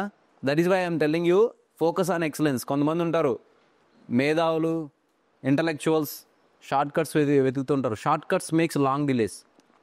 అర్థమైందా? ఇప్పుడు ఈ లక్ష్మీకాంత్ ఉంది నా దగ్గర, ఈ లక్ష్మీకాంత్ మొత్తాన్ని 40-50 పేజెస్లో సమ్మరైజ్ చేసి పెట్టా. నేను దాన్ని పదే రివిజన్ చేసే కాబట్టి దాన్ని ఇప్పుడు నేను ఒక 1/2 hour 1 hourలో కూడా రివిజన్ చేసుకుంటా. అర్థమైందా? మల్టిపుల్ టైమ్స్ రివిజన్ చేస్తా. ఆ నోట్స్ ఎలా ప్రిపేర్ చేయాలనే వీడియో నేను చాలా డీటెయిల్ వీడియో నా యూట్యూబ్ ఛానల్లో పెట్టున్నాను, మీరు దాన్ని చూడండి. కానీ బ్రీఫ్గా అయితే చెప్తా. 80 GSM అంటే GSM అంటే పేపర్ థిక్నెస్ ఉంటుంది. కకృతి పడి ఎట్లా పడితే అట్లా నోట్స్లో పేపర్స్ అలా ఫరక్గా ఉండే నోట్స్లో రాయద్దు. ఎందుకంటే దాన్ని మీరు 30 సార్లు 40 సార్లు కూడా చదవాల్సి ఉంటుంది. అర్థమైందా? 30 సార్లు 40 సార్లు చదవాల్సి ఉంటుంది. అప్పుడు పేపర్లు తిప్పినప్పుడు చినిగిపోతుంది. 80 GSM తీసుకోండి. తీసుకొని ఒక జెరాక్స్ షాపు, ఆ జెరాక్స్ షాప్ గుర్తుపెట్టుకోండి. వెళ్ళి వాళ్ళ దగ్గర హోల్స్ వేయించుకొని స్పైరల్ నోట్స్ తయారు చేయించుకోండి. అదైనా ఇట్లా 8 నోట్స్లు పెట్టుకోండి, లేకుంటే 12 పెట్టుకోండి.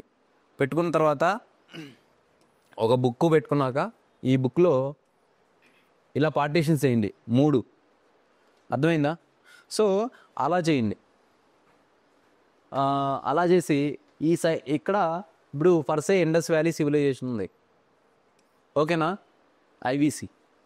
ఐవీసీ సంబంధించి ఎన్సీఆర్టీలో క్లాస్ 6లో ఉంటుంది, అవునా? ఐవీసీ సంబంధించి క్లాస్ 6 ఎన్సీఆర్టీ చదువుకోండి. ఇలా చదువుకొని దాంట్లో పాయింట్స్ అన్నీ ఇలా మెయింటైన్ చేసుకోండి. ఇలా మెయింటైన్ చేయండి. ఇలా మెయింటైన్ చేసిన తర్వాత అలా మీకు ఆ చాప్టర్ అయిపోయింది. ఆ పేజీని అక్కడితో వదిలేసేయండి. ఆ పేజీ పర్సే ఇది చూడండి, ఇలా ఉందనుకోండి, ఇక్కడికి అయిపోయింది ఆన్సరు. ఇది చూడండి, ఇక్కడ టాపిక్ ఇక్కడికి ఎండ్ అయిపోయిందా? నేనేం చేశాను, ఇక్కడ వదిలిపెట్టేసేసి నెక్స్ట్ వేరే ఫ్రెష్ పేజీలోకి వెళ్ళా, అవునా? అలా కొత్త టాపిక్లోకి వెళ్ళాలి. ఎందుకు? దాని తర్వాత కంటిన్యూషన్ మనం రాసుకోవాలి. ఇప్పుడు చూడండి, ఇక్కడ అయిపోయిందా? నెక్స్ట్ టాపిక్ నేను ఇక్కడ రాయొచ్చు, కానీ ఇక్కడ వదిలేసా. ఎందుకు? అప్డేట్స్ రాసుకోవడం కోసం. అదేమైనా ఇలా చేసుకోవాలి నోట్స్, షార్ట్ నోట్స్. ఇది నా సోషల్ ఇష్యూస్ అనమాట, సోషల్ ఇష్యూస్ సంబంధించిన నోట్స్. ఇదే నేను నా అన్ని అటెంప్ట్స్కి ఇదే చదివాను, సోషల్ ఇష్యూస్ సంబంధించి. దీనిలో ఒక 10 రకాల ఇన్స్టిట్యూట్ మెటీరియల్స్ అన్నీ కలిపి కన్సాలిడేట్ చేసి రాసుకున్నా. నా ఓన్ గూగుల్ రీసెర్చ్ చేశా. ఇప్పుడు పర్సే సెక్యులరిజం ఉందనుకోండి, సెక్యులరిజం యూపీఎస్సీ అని కొడితే చాలా ఫైల్స్ వస్తాయి. అవన్నీ డౌన్లోడ్ చేసి ఒక పీడిఎఫ్ చేస్తా. అది ఒక 4000-5000 పేజీలు అయిపోతుంది. అన్నీ పెట్టుకొని ఒక ట్యాబ్ తీసుకొని ఆ ట్యాబ్లో స్క్రోల్ చేసుకుంటూ ఇంపార్టెంట్ పాయింట్స్ రాసుకుంటూ పోతా. అర్థమైందా? సో ల్యాప్టాప్ అయినా చేసుకుంటూ రాసుకుంటూ పోతా. ఒక 600 పేజెస్ వరకు కష్టంగా ఉంటుంది. 600 పేజెస్ తర్వాత మళ్ళీ అవే పాయింట్స్ రిపీట్ అవుతూ వస్తాయి. ఎక్కడో ఒక యూనిక్ పాయింట్ తగులుతుంది. ఆ ఒక్క యూనిక్ పాయింట్ మనం రాసుకుంటాం. అర్థమైందా? అలా నేను జాగ్రఫీ, హిస్టరీ, పాలిటీ అన్నిటికీ ఇప్పుడు ఫస్ట్ ఎన్సీఆర్టీ చేయాలి. ఎన్సీఆర్టీ చేసిన తర్వాత స్టాండర్డ్ బుక్ చేసుకోవాలి. అర్థమైందా? హిస్టరీకి ఒక స్టాండర్డ్ బుక్ తీసుకొని మళ్ళీ ఇండస్ వ్యాలీ సివిలైజేషన్ సంబంధించి స్టాండర్డ్ బుక్ కంటిన్యూస్గా రాసుకోవాలి. అలా చేసుకొని మీ దగ్గర పెట్టుకున్నారనుకో, then you are ready and equipped with not only BrahMos, Agni 5, అగ్ని 3, అగ్ని 4 అన్నీ ఉంటాయి మీ దగ్గర. ఇలాంటి బుక్స్ ఇంకా చిన్న నోట్స్ ఒక 13 బుక్స్ ఉంటాయి నా దగ్గర. ఇంకా అంతే, మిగతా అన్నీ ఇంకేం చదవను నేను, స్టాండర్డ్ బుక్స్. ఎప్పుడైనా డౌట్ వచ్చిందనుకో ఒకసారి రెఫరెన్స్ తీసి జస్ట్ చూసుకుంటా. అలా మీరు నోట్స్ కనుక ప్రిపేర్ చేసారా, అలాంటి notes, then your success is guaranteed. ఒకసారి నోట్స్ చేస్తే 100 సార్లు చదివినట్టు అనమాట. అర్థమైందా? ప్రిలిమ్స్లో మీరు చూడండి, ప్రిలిమ్స్లో మోస్ట్లీ మనం చూసి గుర్తుపట్టాల్సినవే ఉంటాయి, అవునా? స్టేట్మెంట్స్లో చదువుతాము, ఓకే ఇది అవునా కాదా, జస్ట్ క్రాస్ వాలిడేషన్, అంతేనా? మనం చదివి రాసి చేస్తుంటాం కాబట్టి. ఇప్పుడు నాకు లక్ష్మీకాంత్లో ఒక క్వశ్చన్ వచ్చింది అనుకోండి, పాలిటీలో క్వశ్చన్, అది లక్ష్మీకాంత్లో ఈ పేజీలో రైట్ సైడ్ కార్నర్లో అట్లా కూడా గుర్తొస్తుంది, విజువలైజేషన్. అర్థమైందా? చూసి గుర్తుపట్టగలిగితే చాలు. ప్రిలిమ్స్లో, మెయిన్స్లో రాయాలి, మళ్ళీ ఆ విజువలైజేషన్ కూడా పనికి వస్తుంది. అర్థమవుతుందా? అలా మీరు నోట్స్ మేకింగ్ అనేటువంటి నా ఛానల్లో ఇంకా డీటెయిల్ చెప్పున్న వీడియో, ఆ వీడియో చూడండి మీరు, ఓకే? యూట్యూబ్ ఛానల్లో షార్ట్ నోట్స్ చాలా చాలా ఇంపార్టెంట్. నేను ఆల్రెడీ నా యూట్యూబ్ ఛానల్లో పెట్టున్నా. నా సక్సెస్కి రీజన్ ఏంటంటే షార్ట్ నోట్స్. ఒకసారి నువ్వు నోట్స్ తయారు చేస్తే 100 సార్లు చదివినట్టు సమానం. అర్థమైందా? That is why I'm telling you, focus on excellence. కొంతమంది ఉంటారు మేధావులు, ఇంటలెక్చువల్స్, షార్ట్ కట్స్ వెతుకుతుంటారు. Shortcuts makes long delays. అర్థమైందా? ఇప్పుడు ఈ లక్ష్మీకాంత్ ఉంది నా దగ్గర, ఈ లక్ష్మీకాంత్ మొత్తాన్ని 40-50 పేజెస్లో సమ్మరైజ్ చేసి పెట్టా. నేను దాన్ని పదే రివిజన్ చేసే కాబట్టి దాన్ని ఇప్పుడు నేను ఒక 1/2 అవర్ 1 అవర్లో కూడా రివిజన్ చేసుకుంటా. అర్థమైందా? మల్టిపుల్ టైమ్స్ రివిజన్ చేస్తా. ఆ నోట్స్ ఎలా ప్రిపేర్ చేయాలనే వీడియో నేను చాలా డీటెయిల్ వీడియో నా యూట్యూబ్ ఛానల్లో పెట్టున్నాను, మీరు దాన్ని చూడండి. కానీ బ్రీఫ్గా అయితే చెప్తా. 80 GSM అంటే GSM అంటే పేపర్ థిక్నెస్ ఉంటుంది. కకృతి పడి ఎట్లా పడితే అట్లా నోట్స్లో పేపర్స్ అలా ఫరక్గా ఉండే నోట్స్లో రాయద్దు. ఎందుకంటే దాన్ని మీరు 30 సార్లు 40 సార్లు కూడా చదవాల్సి ఉంటుంది. అర్థమైందా? 30 సార్లు 40 సార్లు చదవాల్సి ఉంటుంది. అప్పుడు పేపర్లు తిప్పినప్పుడు చినిగిపోతుంది. 80 GSM తీసుకొని ఒక జెరాక్స్ షాపు, ఆ జెరాక్స్ షాప్ గుర్తుపెట్టుకోండి. వెళ్ళి వాళ్ళ దగ్గర హోల్స్ వేయించుకొని స్పైరల్ నోట్స్ తయారు చేయించుకోండి. అర్థమైందా? ఇట్లా 8 నోట్స్లు పెట్టుకోండి, 11 12 పెట్టుకోండి. పెట్టుకున్న తర్వాత ఒక బుక్ పెట్టుకున్నాక ఈ బుక్లో ఇలా పార్టీషన్స్ వేయండి 3. అర్థమైందా? సో అలా చేయండి. అలా చేసి ఈ ఇక్కడ ఇప్పుడు ఫర్సే ఇండస్ వ్యాలీ సివిలైజేషన్ ఉంది, ఓకేనా? ఐవీసీ సంబంధించి ఎన్సీఆర్టీలో క్లాస్ 6లో ఉంటుంది, అవునా? ఐవీసీ సంబంధించి క్లాస్ 6 ఎన్సీఆర్టీ చదువుకోండి. ఇలా చదువుకొని దాంట్లో పాయింట్స్ అన్నీ ఇలా మెయింటైన్ చేసుకోండి. ఇలా మెయింటైన్ చేయండి. ఇలా మెయింటైన్ చేసిన తర్వాత అలా మీకు ఆ చాప్టర్ అయిపోయింది. ఆ పేజీని అక్కడితో వదిలేసేయండి. ఆ పేజీ పర్సే ఇది చూడండి, ఇలా ఉందనుకోండి, ఇక్కడికి అయిపోయింది ఆన్సరు. ఇది చూడండి, ఇక్కడ టాపిక్ ఇక్కడికి ఎండ్ అయిపోయిందా? నేనేం చేశాను, ఇక్కడ వదిలిపెట్టేసేసి నెక్స్ట్ వేరే ఫ్రెష్ పేజీలోకి వెళ్ళా, అవునా? అలా కొత్త టాపిక్లోకి వెళ్ళాలి. ఎందుకు? దాని తర్వాత కంటిన్యూషన్ మనం రాసుకోవాలి. ఇప్పుడు చూడండి, ఇక్కడ అయిపోయిందా? నెక్స్ట్ టాపిక్ నేను ఇక్కడ రాయొచ్చు, కానీ ఇక్కడ వదిలేసా. ఎందుకు? అప్డేట్స్ రాసుకోవడం కోసం. అర్థమైందా? ఇలా చేసుకోవాలి నోట్స్, షార్ట్ నోట్స్. ఇది నా సోషల్ ఇష్యూస్ అనమాట, సోషల్ ఇష్యూస్ సంబంధించిన నోట్స్. ఇదే నేను అన్ని అటెంప్ట్స్కి ఇదే చదివాను, సోషల్ ఇష్యూస్ సంబంధించి. దీనిలో ఒక 10 రకాల ఇన్స్టిట్యూట్ మెటీరియల్స్ అన్నీ కలిపి కన్సాలిడేట్ చేసి రాసుకున్నాం. నా ఓన్ గూగుల్ రీసెర్చ్ చేశా. ఇప్పుడు పర్సే సెక్యులరిజం ఉందనుకోండి, సెక్యులరిజం యూపీఎస్ అని కొడితే చాలా ఫైల్స్ వస్తాయి. అవన్నీ డౌన్లోడ్ చేసి ఒక పీడిఎఫ్ చేస్తా. అది ఒక 4000-5000 పేజీలు అయిపోతుంది. అన్నీ పెట్టుకొని ఒక ట్యాబ్ తీసుకొని ఆ ట్యాబ్లో స్క్రోల్ చేసుకుంటూ ఇంపార్టెంట్ పాయింట్స్ రాసుకుంటూ పోతా. అర్థమైందా? సో ల్యాప్టాప్ అయినా పెట్టుకోవచ్చు, చేసుకుంటూ రాసుకుంటూ పోతా. ఒక 600 పేజెస్ వరకు కష్టంగా ఉంటుంది. 600 పేజెస్ తర్వాత మళ్ళీ అవే పాయింట్స్ రిపీట్ అవుతూ వస్తాయి. ఎక్కడో ఒక యూనిక్ పాయింట్ తగులుతుంది. ఆ ఒక్క యూనిక్ పాయింట్ మనం రాసుకుంటాం. అర్థమైందా? అలా నేను జాగ్రఫీ, హిస్టరీ, పాలిటీ అన్నిటికీ ఇప్పుడు ఫస్ట్ ఎన్సీఆర్టీ చేయాలి. ఎన్సీఆర్టీ చేసిన తర్వాత స్టాండర్డ్ బుక్ చేసుకోవాలి. అర్థమైందా? హిస్టరీకి ఒక స్టాండర్డ్ బుక్ తీసుకొని మళ్ళీ ఇండస్ వ్యాలీ సివిలైజేషన్ సంబంధించి స్టాండర్డ్ బుక్ కంటిన్యూస్గా రాసుకోవాలి. అలా చేసుకొని మీ దగ్గర పెట్టుకున్నారనుకో, then you are ready and equipped with not only BrahMos, Agni 5, అగ్ని 3, అగ్ని 4 అన్నీ ఉన్నాయి మీ దగ్గర. ఇలాంటి బుక్స్ ఇంకా చిన్న చిన్న నోట్స్ ఒక 13 బుక్స్ ఉంటాయి నా దగ్గర. ఇంకంతే, మిగతా అన్నీ ఇంకేం చదవను నేను స్టాండర్డ్ బుక్స్. ఎప్పుడైనా డౌట్ వచ్చిందనుకో ఒకసారి రిఫరెన్స్ తీసి జస్ట్ చూసుకుంటా. అలా మీరు నోట్స్ కనుక ప్రిపేర్ చేసారా, అలాంటి notes, then your success is guarantee. ఒకసారి నోట్స్ చేస్తే 100 సార్లు చదివినట్టు అనమాట. అర్థమైందా? ప్రిలిమ్స్లో మీరు చూడండి, ప్రిలిమ్స్లో మోస్ట్లీ మనం చూసి గుర్తుపట్టాల్సినవే ఉంటాయి, అవునా? స్టేట్మెంట్స్లో చదువుతాము, ఓకే ఇది అవునా కాదా, జస్ట్ క్రాస్ వాలిడేషన్, అంతేనా? మనం చదివి రాసి చేస్తుంటాం కాబట్టి. ఇప్పుడు నాకు లక్ష్మీకాంత్లో ఒక క్వశ్చన్ వచ్చింది అనుకోండి, పాలిటీలో క్వశ్చన్, అది లక్ష్మీకాంత్లో ఈ పేజీలో రైట్ సైడ్ కార్నర్లో అట్లా కూడా గుర్తొస్తుంది, విజువలైజేషన్. అర్థమైందా? చూసి గుర్తుపట్టగలిగితే చాలు. ప్రిలిమ్స్లో, మెయిన్స్లో రాయాలి, మళ్ళీ ఆ విజువలైజేషన్ కూడా పనికి వస్తుంది. అర్థమవుతుందా? అలా మీరు నోట్స్ మేకింగ్ అనేటువంటి నా ఛానల్లో ఇంకా డీటెయిల్గా చెప్పున్న వీడియో, ఆ వీడియో చూడండి మీరు, ఓకే, యూట్యూబ్ ఛానల్లో. సో బేసికల్లీ ఇంటర్వ్యూలో నాకు ఎందుకు ఎక్కువ మార్క్స్ వచ్చాయనంటే, ఫస్ట్ నేను ఇప్పటి వరకు 3 ఇంటర్వ్యూస్ ఇచ్చా. ఫస్ట్ ఇంటర్వ్యూలో 171 మార్క్స్ వచ్చాయి, సెకండ్ ఇంటర్వ్యూలో 182 మార్క్స్ వచ్చాయి, థర్డ్ ఇంటర్వ్యూ మొన్న వచ్చిన ర్యాంక్కి థర్డ్ ఇంటర్వ్యూలో 210 మార్క్స్ వచ్చాయి. సిగ్నిఫికెంట్గా ప్రోగ్రెస్ అనేటువంటిది కన్సిస్టెంట్గా మెయింటైన్ అవడానికి ఒకటే reason, I stood rare among the crowd అనమాట.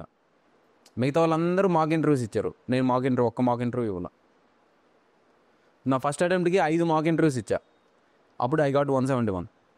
సెకండ్ అటెంప్ట్కి 2 మాక్ ఇంటర్వ్యూస్ ఇచ్చా, ఐ గాట్ 182. థర్డ్ ఇంటర్వ్యూకి అసలు ఒక్క మాక్ ఇంటర్వ్యూ ఇలా, ఐ గాట్ 210. ఒక రీజన్.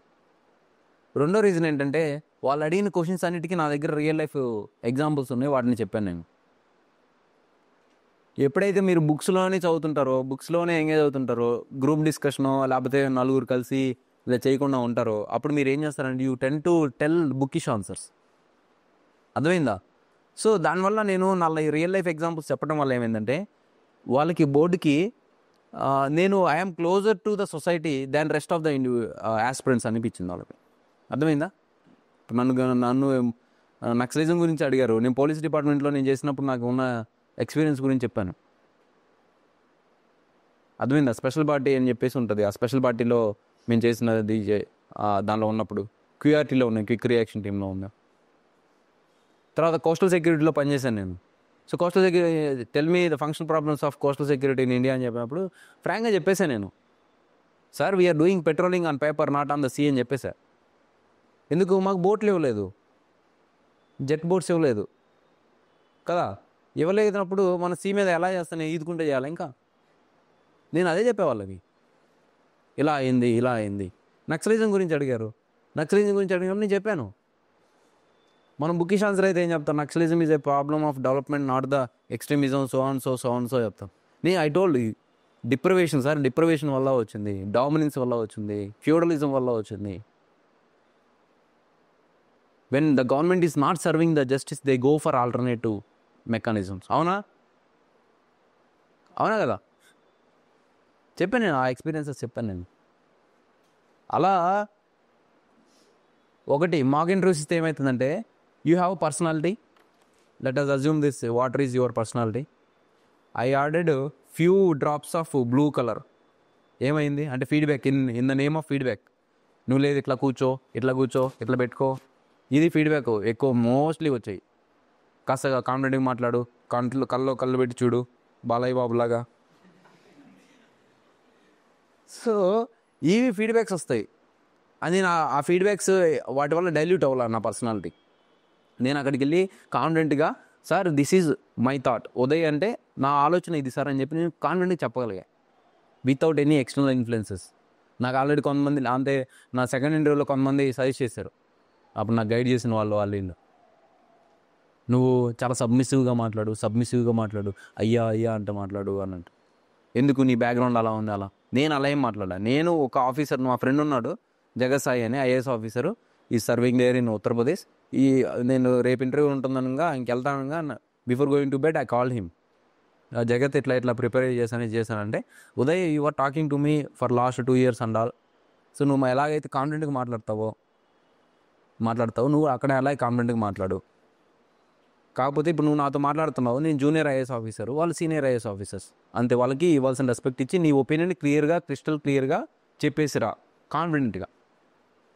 రెండోది ఏంటంటే, నువ్వు ఒకసారి వాళ్ళకి ఆన్సర్ చెప్తే రెండోసారి వాళ్ళు మీద మళ్ళీ చెప్పు అని కన్ఫ్యూజ్ అవ్వద్దు, అంత క్లియర్గా చెప్పాలి. తర్వాత లాంగ్వేజ్, చాలామంది అడుగుతారు లాంగ్వేజ్ చాలా ఇంపార్టెంట్. నేనే ఆక్స్ఫర్డ్ లెవెల్ ఇంగ్లీష్ ఏం మాట్లాడలేదు, my fluency is very basic, but I clearly communicate. గ్రామటికల్గా కరెక్ట్గా ఉంటాను, కమ్యూనికేషన్ అనేటువంటిది చాలా క్లియర్గా చేస్తాను.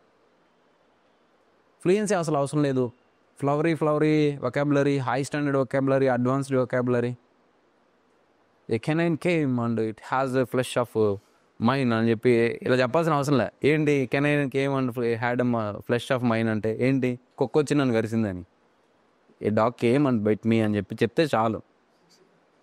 శశి థరూర్ అంతే కదా, అలా చెప్తే చాలు. దెర్ ఇస్ నో మీరు ఐఐటి బాంబే నుంచి వచ్చారా, లేకపోతే తెలుగులో మాట్లాడతారా, ఇంగ్లీష్లో ఇవన్నీ ఉండవు. బోర్డుకి అసలు నువ్వేంటి, నీ ఆలోచన ఏంటి, నీ పర్సనాలిటీ ఏంటి, నీ ఎఫిషియన్సీ ఏంటి, నీ ఇంటిగ్రిటీ ఏంటి, నీ లీడర్షిప్ క్వాలిటీస్ ఏంటి, నువ్వు ఫ్యూచర్లో నీకు ఒక డిస్ట్రిక్ట్ని అప్పగిస్తే నువ్వు ఏం చేయగలుగుతావు, నీకు ఒక కాన్ఫిడెంట్గా ఒక 5 సీనియర్ ఐఏఎస్ ఆఫీసర్స్ ఉండి నీకు ఒక డిస్ట్రిక్ట్ని అప్పగించవచ్చు అనే కాన్ఫిడెన్స్ వస్తే వాళ్ళు మంచి మార్క్స్ ఇస్తారు, అంతే.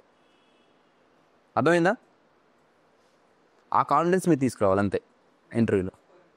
సో మెయిన్స్లో స్కోర్ నాకేం పెద్ద ఇంప్రూవ్మెంట్ అవ్వలేదు, 1 మార్కే ఇంప్రూవ్మెంట్ అయింది. సో బట్ ఇంటర్వ్యూలో ఎక్కువ మార్క్ ఇంప్రూవ్మెంట్ అయింది. సో మెయిన్స్లో నాకు ఇంప్రూవ్మెంట్ కాకపోవడానికి కారణం ఏంటంటే, ర్యాంక్ వచ్చిన తర్వాత I was so over excited and the dopamine rush was in to my head. And ఏం చదువుతున్నా గుర్తుంటలా బేసికల్లీ. మన సక్సెస్ వచ్చిన తర్వాత ఏమైందంటే ఆ డోపమైన్ రష్, హ్యాపీనెస్, కంఫర్ట్ జోన్లోకి వెళ్ళిపోతాం బేసికల్లీ. మీరు వద్దనే వెళ్ళిపోతారు. ఏం చదువుతున్నా గుర్తుంటలా, ఏమి చదవబుద్ధి కావట్లా రెండోది. సో 23కి 24కి పెద్ద సిగ్నిఫికెంట్ డిఫరెన్స్ ఏం చేయలేదు.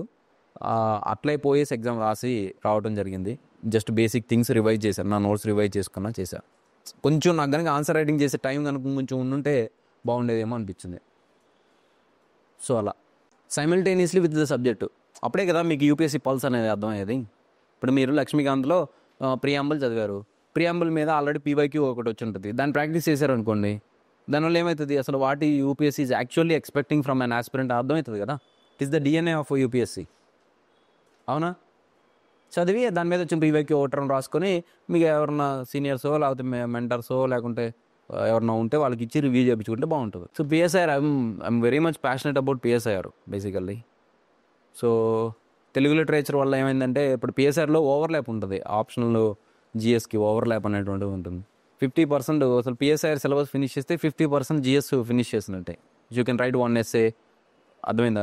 జిఎస్ 1లో అయితే ఓల్డ్ హిస్టరీలో ఐడియాలజీస్ అండ్ సోషల్ ఇష్యూస్లో కొన్ని ఉంటాయి. అర్థమైందా? తర్వాత హిస్టరీలో ఆల్ మోడర్న్ ఇండియన్ హిస్టరీ మొత్తం ఉంటుంది పిఎస్ఐఆర్లో.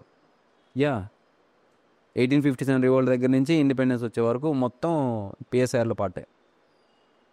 So GS paper 2 obviously GS paper 2 has larger overlap with it. GS 3లో కూడా ఉంటుంది బార్డర్ ఇష్యూస్, సెక్యూరిటీ ఇష్యూస్. అర్థమైందా? ఇవి నక్సలిజం ప్రాబ్లము ఉన్నాయి కదా అవన్నీ. తర్వాత డిజాస్టర్ మేనేజ్మెంట్ ఆస్పెక్ట్గా ఉంటుంది, సెంటర్ స్టేట్ రిలేషన్స్ దానిలో కూడా మనకి. ఓకే, జిఎస్ 4లో థింకర్స్, గుడ్ గవర్నెన్స్, పార్ట్ 3 మొత్తం ప్రోబిటీ ఇన్ గవర్నెన్స్ టాపిక్ ఉంది, మొత్తం దీనిలో ఉంటుంది.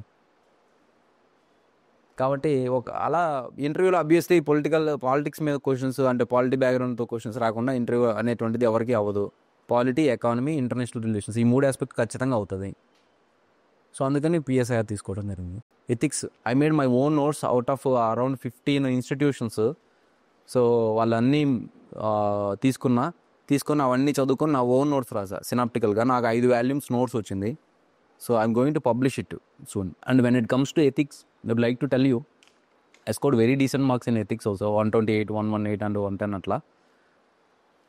Ethics is 40 or 50% reading, 50% thinking. అర్థమైందా? ఎథిక్స్లో మనం ఏదో కాన్సెప్ట్స్ నేర్చుకొని దాన్ని అట్లా వదిలేయద్దు. కాన్సెప్ట్ నేర్చుకున్న తర్వాత ఇప్పుడు ఇంటిగ్రిటీ గురించే చదివారు. So integrity at individual level, అసలు నేను ఇంటిగ్రిటీతో ఉన్నానా లేదా? అర్థమైందా? అవునా కదా? సో నా లైఫ్లో నేను ఇంటిగ్రిటీని కాంప్రమైజ్ అయినటువంటి సందర్భాలు ఏంటి ఆలోచించుకోవాలి.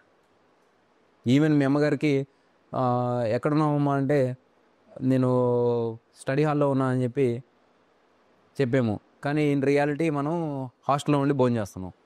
అవునా? అలా చెప్పింది కూడా ఇంటిగ్రిటీ కాంప్రమైజ్ అనంటే. అవునా? సో అలాంటి ఇంటిగ్రిటీ నేను కాంప్రమైజ్ అయినా. తర్వాత ఇన్స్టిట్యూషన్స్, మా కాలేజ్ ఏమన్నా ఇంటిగ్రిటీ కాంప్రమైజ్ అయిందా? ఒక ఎగ్జామ్ పెడతామని చెప్పేసి ఎగ్జామ్ ఫీజు ఏమో 150 రూపీస్ అయితే వాళ్ళేమో 500 తీసుకున్నారు. ఇంటిగ్రిటీ కాంప్రమైజ్ అయినట్టే కదా. అవునా? మనం ఫేస్ చేస్తుంటాం ఇటువంటి.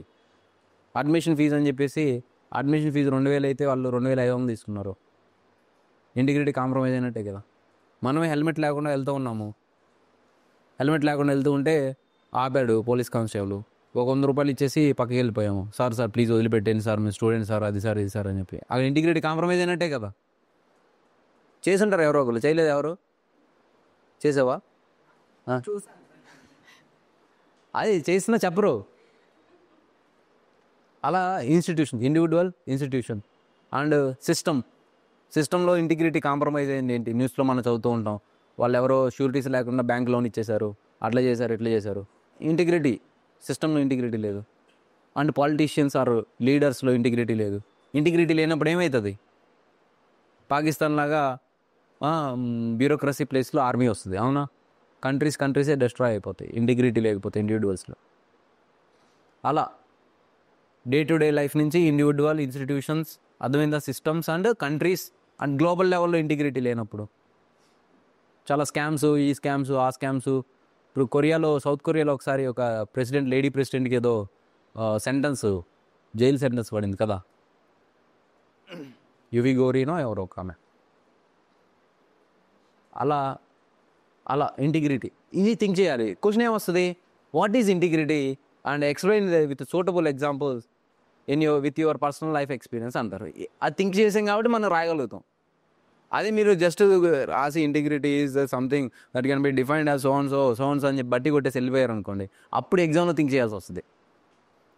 అవునా? అదే మీరు ముందే నేర్చుకున్నప్పుడు థింక్ చేశారనుకో, అలా థింక్ చేస్తే మీకు ఇప్పుడు integrity, honesty, good governance, ethical governance, WhatsApp governance, citizen centric governance, అర్థమైందా? మోరల్ గవర్నెన్స్, ఇలా ఎవ్రీథింగ్ ప్రతిదాన్ని మీరు థింక్ చేస్తూ ఉంటే అర్థమైందా? సిటిజన్ సెంట్రిక్ గవర్నెన్స్ అన్నారు. What is citizen centric governance? మనం ఇప్పుడు అప్లై చేస్తున్నాం సర్టిఫికేట్స్ అవన్నీ మొబైల్ నుంచి అప్లై చేసేస్తున్నాం. సిటిజన్ దగ్గరికి వస్తుంది. Earlier back in those days you have to get all the forms and go to MRO office, sit లైన్లో ఉండాలి. ఈఆర్ఓ వస్తే ఎప్పుడు వస్తుంది, ఆర్ఐ ఎప్పుడు వస్తుంది, సైన్లు అని పెట్టుకొని ఒక రోజు 2 రోజులు 3 రోజులు ఉండాలి. ఇప్పుడు ನಾವು అన్ని అప్లికేషన్స్ అన్నీ ఆన్లైన్ సబ్మిట్ చేయొచ్చు. That is example of citizen centric governance. అలా థింక్ చేయాలి. ఒకవేళ అది లేకపోతే ఏమవుతుందో కూడా థింక్ చేయాలి. అలా చేయాలి. కాన్సెప్ట్, థింకింగ్ ఆ రెండు చేస్తే మీకు ఎథిక్స్ మంచి స్కోర్ వస్తుంది. PSIR sources what I did basically నా గ్రాడ్యుయేషన్లో పిఎస్ఐఆర్ ఉంది కాబట్టి ఫస్ట్ నేను సోషియాలజీతో ప్రిపేర్ అయ్యా. సోషియాలజీ కోచింగ్ తీసుకున్నా. తర్వాత సోషియాలజీ స్కోర్ ఎక్కువ వస్తుందని చెప్పారు, అందుకని తీసుకున్నా. నా ఇంట్రెస్ట్ పొలిటికల్ సైన్స్ అయినా. తర్వాత నేనేం చేశానంటే ఇంకా అవసరం లేదు పొలిటికల్ సైన్స్కే వెళ్ళాలి మనం అని చెప్పి పొలిటికల్ సైన్స్ తీసుకున్నా. తీసుకొని Shubhra Ranjan ma'am notes and Piyush Chaubey notes ఈ రెండు తీసుకొని నా ఓన్ నోట్స్ని తయారు చేసుకొని నా ఓన్ నోట్స్. అప్పుడు నాకు 4 నోట్సెస్ వచ్చాయి. సుబ్రహ్మణ్యం మ్యామ్ నోట్స్ ఒక 8 ఉంటాయి, ఈయన ఒక 12 ఉంటాయి. అన్నీ కలిపితే నేను కన్సాలిడేట్ చేసి ఇలాగే సేమ్ నా నోట్స్ ఇలాగే ఉంటుంది. ఇలాగే 3 లైన్లు ఉంటాయి, ఇలా ఉంటుంది. తర్వాత ఇంకా గ్రాడ్యువల్గా లాస్ట్ అటెంప్ట్ వరకు మాత్రం 2 ఆప్షన్, పేపర్ 1 ఒకటి, పేపర్ 2 ఒకటి, 2 బుక్స్ ఉంటాయి. ఆ 2 పదే రివిజన్ చేయటం, థింక్ చేయటం, అంతే. అలా చేశాను. సో చాలామంది ఓపీ గూబా అండ్ ఈ ఉన్నాయి చూసారు, ఇగ్నో ఓపెన్ యూనివర్సిటీ బుక్స్, అవి కూడా నేను I referred few very selectively. And Ambedkar open university books I referred selectively. ఇప్పుడు మల్టీకల్చరలిజం ఉంది, తర్వాత కొన్ని థియరీస్ ఆఫ్ ఇంటర్నేషనల్ రిలేషన్స్ ఉంది, డిటరెన్స్, అదే సెక్యూరిటీ, అవి కొన్నింటిని గూగుల్ చేశాను. And when it comes to current affairs daily మనం చదివి సరిపోతుంది. న్యూస్ ద హిందూ అండ్ మ్యాగజైన్స్లో వచ్చాయి. కానీ I want go for extra mile. So project syndicate అని ఒకటి ఉంటుంది వెబ్సైట్, ప్రాజెక్ట్ సిండికేట్ అండ్ ఇంకొకటి ద డిప్లొమాట్, 2 మ్యాగజైన్స్ ఉంటాయి. వాటి సబ్స్క్రిప్షన్ తీసుకోవాలి మనం, ఫారెన్ డాలర్స్లో పే చేయాలి. ఎవరన్నా మీ ఫ్రెండ్స్ ఎవరన్నా సాఫ్ట్వేర్లు ఉంటే వాళ్ళకి మంచి కార్డు ఉంటాయి, డాలర్స్లో పే చేసే ఫెసిలిటీ. సో అవి తీసుకొని వాటిని మనం just before the exam continent wise countries సంబంధించినటువంటి టాపిక్స్ అన్నీ ఇచ్చేస్తారు. వాటన్నిటిని చూస్తే మనం కరెంట్ అఫైర్ ఎగ్జాంపుల్స్ కూడా ఇవ్వచ్చు. అలా చేశాను. నెక్స్ట్ బేసిక్స్ స్ట్రాంగ్గా ఉండటం అనేది చాలా ఎసెన్షియల్. ఎందుకంటే నేను 5 సార్లు ప్రిలిమ్స్ రాసిన 4 సార్లు నాకు 100 పైన వచ్చాయి జిఎస్లో. ఫస్ట్ ఎన్సీఆర్టీ చదవాలి. బేసిక్ ఎన్సీఆర్టీ చదివేది కూడా ఎలా చదవాలంటే ఫస్ట్ మీరు ఒక రీడింగ్ చదువుతారు క్యాజువల్గా. సెకండ్ రీడింగ్ చదివినప్పుడు కొంచెం అండర్లైన్ చేసుకొని హైలైట్ చేసి పెట్టుకోండి. థర్డ్ రీడింగ్ అప్పుడు నోట్స్ చేసుకోండి. వన్స్ ఈ నోట్స్ చేసుకున్న తర్వాత స్టాండర్డ్ బుక్స్ తీసుకొని దాని నుంచి నోట్స్ చేసుకోండి. అలా నోట్స్ చేసుకోవడం వల్ల ఏంది, ఒక 200 టైమ్స్ చదివినట్టు అవుతుంది. మీకు కాన్సెప్చువల్ క్లారిటీ ఉంటుంది మీకు. అలా బేసిక్స్ నుంచి క్లారిటీ వస్తుంది. తర్వాత నుంచి మీరు ఏం చేయాలంటే, ఇప్పుడు లక్ష్మీకాంత్ ఉందా, అందరు లక్ష్మీకాంత్ బేసిక్ సోర్స్ టాపర్స్ అందరు చెప్తారు. చెప్పిన తర్వాత ఈ లక్ష్మీకాంత్ కొంటారు. కొనిన తర్వాత ఫస్ట్ పేజ్ తీయగానే ఫస్ట్ నుంచి చదువుతా వెళ్ళిపోతారు. అలా చేయొద్దు. దీంతోపాటు బేర్ యాక్ట్ ఉంటుంది.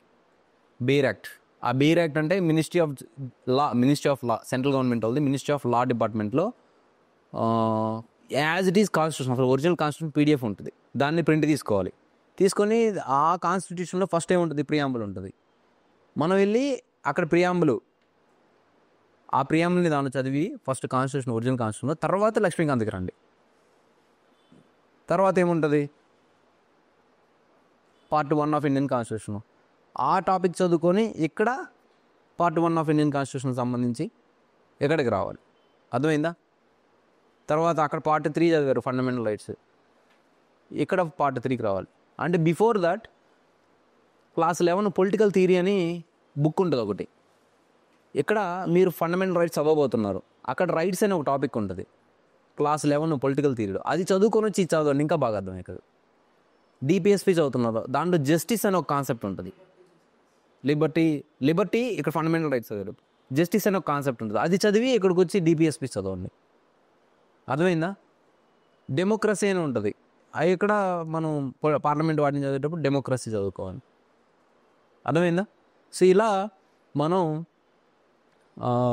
దీన్ని ఎన్సీఆర్టీ స్టాండర్డ్ బుక్ చదువుకొని, ఇంకొకటి ఏంటంటే మనం చదివిన దాన్ని ఇమీడియట్గా 24 అవర్స్లో మళ్ళీ రివిజన్ చేయాలి.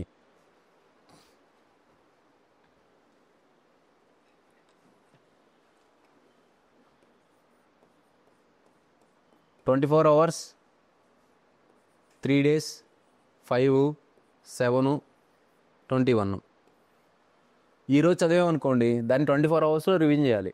తర్వాత థర్డ్ డే ఒకసారి రివిజన్ చేయాలి, 5th డే ఒకసారి, 7th డే ఒకసారి, 21 డేస్కి ఒకసారి, ఇలా రివిజన్ చేయాలి. అర్థమైందా? అలా చేయడం వల్ల ఫస్ట్ రాసుకున్నప్పుడు 2 hours పట్టింది నేర్చుకోవడానికి, తర్వాత ఒక 20 minutes పడుతుంది రెండో రివిజన్కి, మూడో రివిజన్ 10 minutes, థర్డ్ ఫోర్త్ అసలు 5-10 minutesలో రివిజన్ చేసేస్తారు అని. ఇంక మన బ్రెయిన్లోకి వెళ్ళిపోతుంది అది. అర్థమైందా? ఇప్పుడు జస్ట్ ఎప్పుడో మీరు 10th క్లాస్లో 9th క్లాస్లో చూసిన వాళ్ళని చూసినాక నువ్వు రాజేష్ కదా, రాకపోతే వెంకటేష్ కదా అంటాం. అది రోజు చూసే వాళ్ళమే. ఎందుకు? రోజు చూస్తున్నాం. That is going in to our brain and retreating in to our brain. అర్థమైందా? ఆ రీట్రేషన్ కావాలి. ఓకేనా? అలా చేస్తే మీ నోట్స్ ఫండమెంటల్స్ని చేసుకొని ఇలా రివిజన్ కానీ ప్లాన్ చేసుకుంటే సో కాన్సెప్ట్ ఫండమెంటల్స్ నుంచి బాగుంటుంది. నెక్స్ట్ సో నోట్స్కి వాల్యూ అడిషను. ఇప్పుడు మీకు నోట్స్ చేసుకోమంటారు, ఆ నోట్స్కి వాల్యూ అడిషను ఆ చాప్టర్స్ దగ్గర చేసుకుంటే ఓకే, కానీ అది చేయాలంటే చాలా హెక్టిక్గా ఉంటుంది. మీరు ఏం చేస్తారంటే మీ నోట్స్ ఒకసారి చేసుకున్న తర్వాత దీన్ని మల్టిపుల్ రివిజన్ చేస్తాం కాబట్టి ఇప్పుడు మీరు నన్ను దీంట్లో ఏది అడిగినా నాకు గుర్తుంటుంది, ఆల్రెడీ గుర్తుంటుంది కదా. మీరు ఏం చేస్తారంటే ఒక బుక్ పెట్టుకోండి, సింగిల్ బుక్. దాంట్లో న్యూస్ పేపర్ చదువుతారు, దేనిలో ఉన్న ఇది వస్తాయి ఇంపార్టెంట్కి దాంట్లో నోట్ చేసుకుంటూ వెళ్ళిపోండి. దాన్ని పదే రివిజన్ చేశారనుకోండి గుర్తుండిపోతుంది. ఆల్రెడీ మీకు ఈ సబ్జెక్ట్ తెలుసు, దీన్ని అక్కడ లింక్ చేయడం, ఇంటర్లింకింగ్ చేయడం చేయాలి. అర్థమైందా? ఇంటర్లింకింగ్.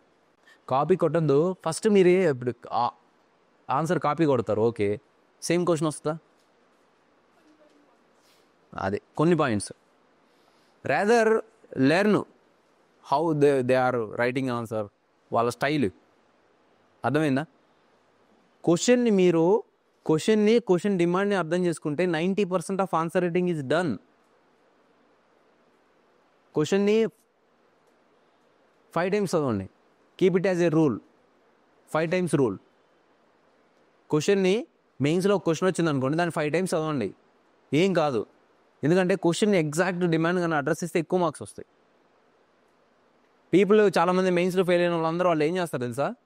క్వశ్చన్ ఒకటి అడుగుతారు, వీళ్ళేమో నాకు తెలిసింది ఇదే అని చెప్పి వాళ్ళు తెలిసింది రాసి వస్తారు.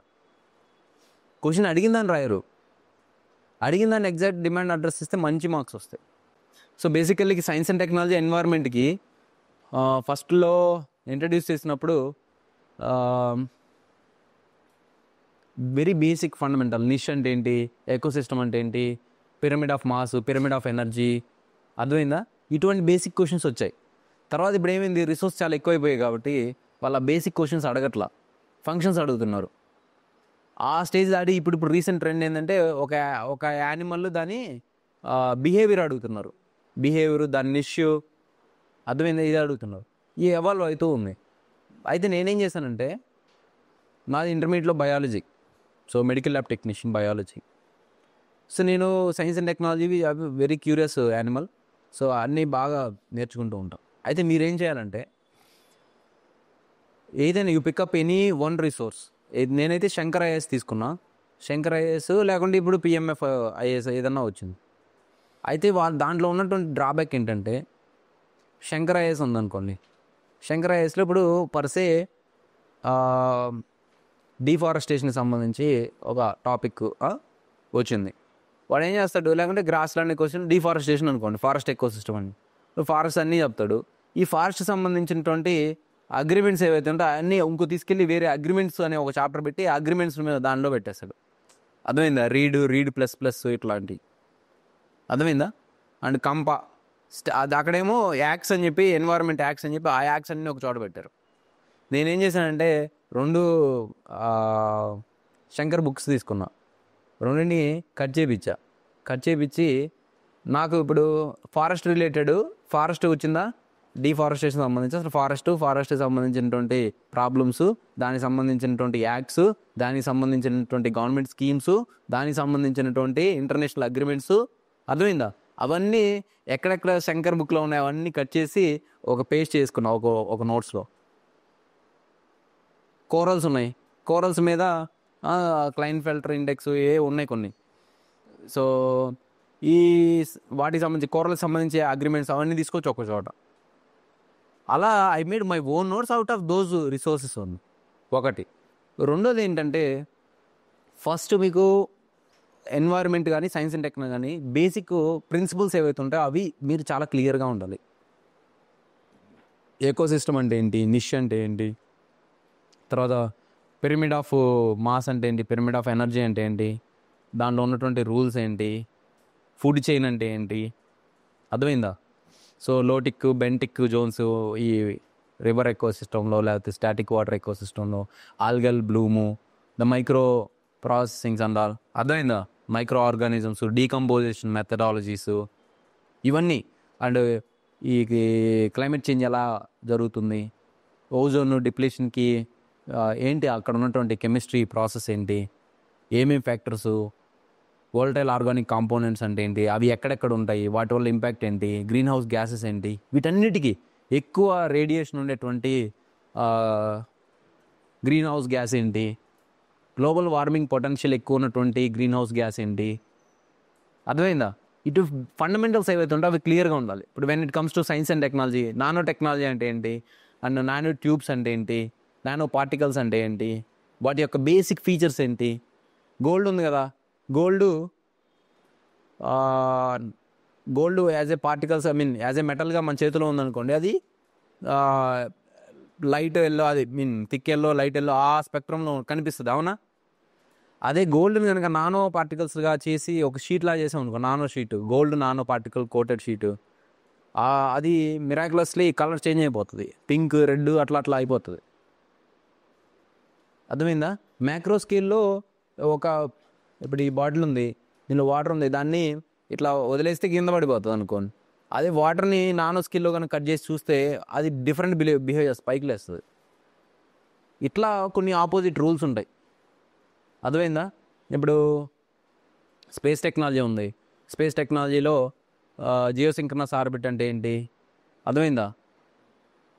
జియోసింక్రనస్ ఆర్బిట్, పోలార్ ఆర్బిట్, ఇటువంటి ఈ ఆర్బిట్స్ ఒక్కొక్క ఆర్బిట్కి ఒక్కొక్క పేలోడ్తో ఒక్కొక్క ర్యాకెట్ తోటి ఇచ్చేయాల్సి ఉంటుంది, అర్థమైందా? ఇప్పుడు వీళ్ళు టెస్లా వాళ్ళు ఎలాన్ మస్క్ స్టార్లింక్ ప్రాజెక్ట్ ఉంది, ఎందుకు అన్ని శాటిలైట్స్ ఎందుకు? లో ఎర్త్ ఆర్బిట్లో ఉంటాయి మీకు ఎక్కువ ఇవి, అర్థమైందా? జియోసింక్రనస్ ఆర్బిట్లో ఉండవు, అందుకు ఆ లో ఎర్త్ ఆర్బిట్లో ఉంటే వాటి యొక్క కవరేజ్ తక్కువ ఉంటుంది కాబట్టి ఎక్కువ శాటిలైట్స్ అవసరం, అర్థమైందా? అదే జియోసింక్రనస్లో ఉంటే కవరేజ్ ఎక్కువ ఉంటుంది, పెద్ద పెద్ద శాటిలైట్ కమ్యూనికేషన్ శాటిలైట్స్ అన్నీ జియోసింక్రనస్లో పెడతారు, అర్థమైందా?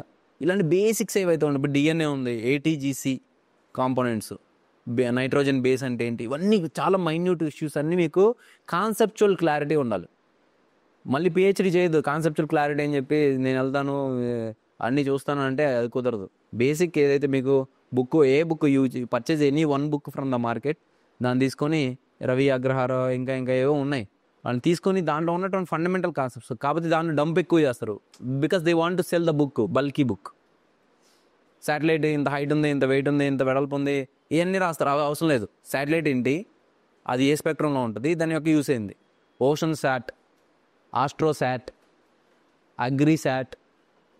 ఓషన్ శాట్ అంటే ఓషన్స్ని ఐడెంటిఫై స్టడీ చేయడం కోసం, ఆస్ట్రోశాట్ ఆస్ట్రోనమీని చేయడం కోసం, ఆదిత్య L1 ఒక పర్పస్ ఉంటుంది, అది ఏ ఆర్బిట్లో ఉంది, పర్పస్ ఏంటి, దాని యొక్క రీసెర్చ్కి సంబంధించిన బేసిక్ డీటెయిల్స్ ఇలా తెలుసుకోవాలి మనం. కాన్సెప్చువల్ క్లారిటీ అర్థమైందా? రెండోది ఈ క్వశ్చన్స్ కూడా అలాగే వస్తాయి. ఇప్పుడు డ్రోన్ టెక్నాలజీ ఉంది, డ్రోన్ టెక్నాలజీ యూజ్ చేసి వేల్స్ నుంచి శాంపిల్స్ తీయచ్చు, లావా శాంపిల్స్ తీయచ్చు. క్వశ్చన్ ఇదే కదా పీవేక్యూ. దాని అప్లికేషను సివిలియన్ అప్లికేషను, సివిల్ అంటే డే టు డే లైఫ్లో గవర్నెన్స్లో మీకు ఎలా ఉపయోగపడుతుంది, గవర్నెన్స్ ఆర్ డిఫెన్స్లో, అర్థమైందా? వాటిని ఫండమెంటల్స్, అప్లికేషన్స్. అంతవరకు తెలుసుకుంటే చాలు. That is why it is call general studies, not scientific studies. కావునా general studies title itself is telling you is general studies. జనరల్గా అర్థమైందా? నెక్స్ట్ నేను టెస్ట్ సిరీస్ నేను మొత్తం నా యూపీఎస్సీ జర్నీలో నేను రాసింది 4 టెస్టులు. కానీ నేను చెప్పా కదా daily answer writing practice. So దాన్ని ఎవ్రీడే 1 క్వశ్చన్ రాసుకునేవాడిది. నేనే రివ్యూ చేసుకునే మా seniors toppers and all review చేసేది. తర్వాత నేనే వాల్యుయేషన్ చేసే స్టాండర్డ్కి వచ్చేసా. సో అలా there are 62 types of questions are there UPSC మొత్తంలో. Elucidate, evaluate, critical examine to what extent, అర్థమైందా? Identify and what in your opinion, ఇట్లా ఒక కీవర్డ్స్ ఒక 62 రకాల క్వశ్చన్స్. దాంట్లో 2 వేరియబుల్స్ అండ్ 3 వేరియబుల్స్ ఉంటాయి. ఇఫ్ యూ నో ఒక బౌలర్ ఉన్నాడు, మీరు క్రికెట్ ఆడుతున్నారు, వాడు ఒక 62 రకాల బాల్సే వేస్తాడు. మీరు 62 రకాల బాల్స్ ప్రాక్టీస్ చేసి వెళ్ళారనుకోండి, ప్రతి బాల్ 6. అవునా? అలా నేను కాస్త డీప్ రీసెర్చ్ చేసా వీటి మీద. సో నేను చెప్పిన విధంగా మీరు ఒక క్వశ్చన్ రాసి దాన్ని రీరైట్ రాయాలి ఖచ్చితంగా. మీ తప్పు ఉంటే కరెక్ట్ చేసుకుంటేనే కదా. అది మీరు 20 క్వశ్చన్ రాసి వస్తారు, వాళ్ళు ఏం చేస్తారు ఓవర్గా ఇంప్రూవ్ ద కామెంట్. ఇప్పుడు ఏమైందంటే టెస్ట్ సిరీస్లో జాయిన్ అయిన తర్వాత దాంట్లో స్కామ్స్ ఉన్నాయి. టెస్ట్ సిరీస్ జాయిన్ అవుతారు, కొంతమంది ఊరికే టిక్కులు పెట్టేసాను, improve the content, improve the introduction, data has to be incorporated అని చెప్పి టిక్కులు పెట్టి రాసి ఇచ్చేస్తున్నారు. స్పెసిఫిక్గా ఇంప్రూవ్మెంట్స్ చెప్పట్లా.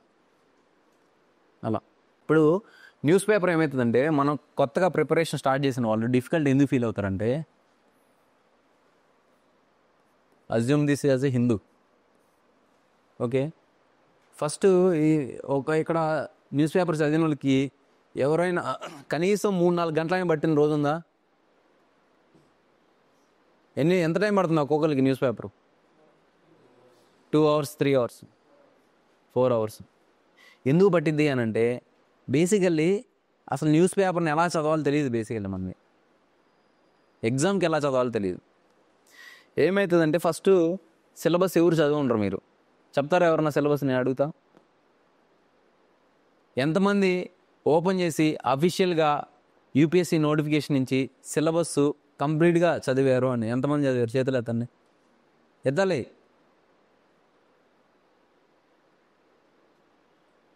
పేపర్ 3 ఏంటి యూపీఎస్సీలో మెయిన్స్లో? పేపర్ 3 ఏంటి చెప్పండి, మీరు చెప్పండి.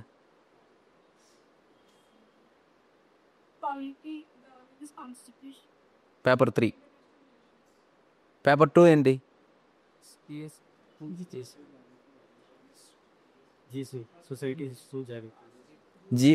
ఓకే, జిఎస్ పేపర్ 3లో సిలబస్ చెప్తారు ఎవరన్నా? టాపిక్స్ కాదబ్బాయి, సిలబస్. టాపిక్స్, సబ్ టాపిక్స్ అన్నీ.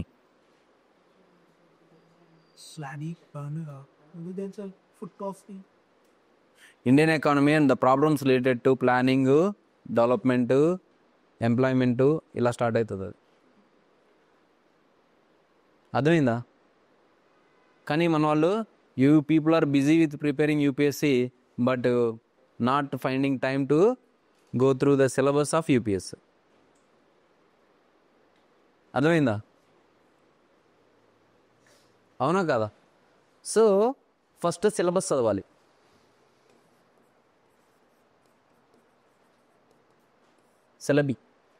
సిలబస్ని కంఠస్థం రావాలి. ఎందుకనంటే కంఠస్థం ఫస్ట్ ఆ సిలబస్ మన బ్రెయిన్లో ఉంటే న్యూస్ పేపర్ చూడగానే ఏది రిలేటెడ్ ఏది నాన్ రిలేటెడ్ తెలిసిపోతుంది.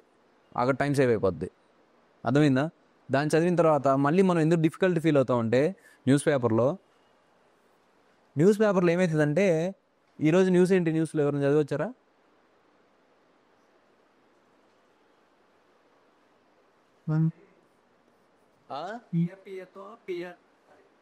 ట్రేడ్ అగ్రిమెంట్ ఒకటి సైన్ చేసి ఎవరితోటి? EFTA గ్రూప్తో Iceland. ఓకే, చూడు, ఇప్పుడు ఆ ట్రేడ్ అగ్రిమెంట్ అనేటువంటిది ఇక్కడ 2025లో అయ్యింది. అవునా? Free trade FTA. దీనికి సంబంధించినటువంటి డైలాగ్స్, టాక్స్ అవన్నీ 2022లో, 2020లో, 2019లో, 2018లో కూడా జరుగుతూ ఉంటాయి. మనం ఏం చేస్తాం, మనం ఈ ఫ్రేమ్లో టైం మిషన్లో ఎక్కడ ఉన్నాం, అవునా? వాడేమంటాడు, ఫ్రీ ట్రేడ్ అగ్రిమెంట్ అంటాడు. కొత్తగా వచ్చిన అసలు ఫ్రీ ట్రేడ్ అగ్రిమెంట్ ఏంటి? వాట్ ఈస్ ఎఫ్టీఏ తెలీదు.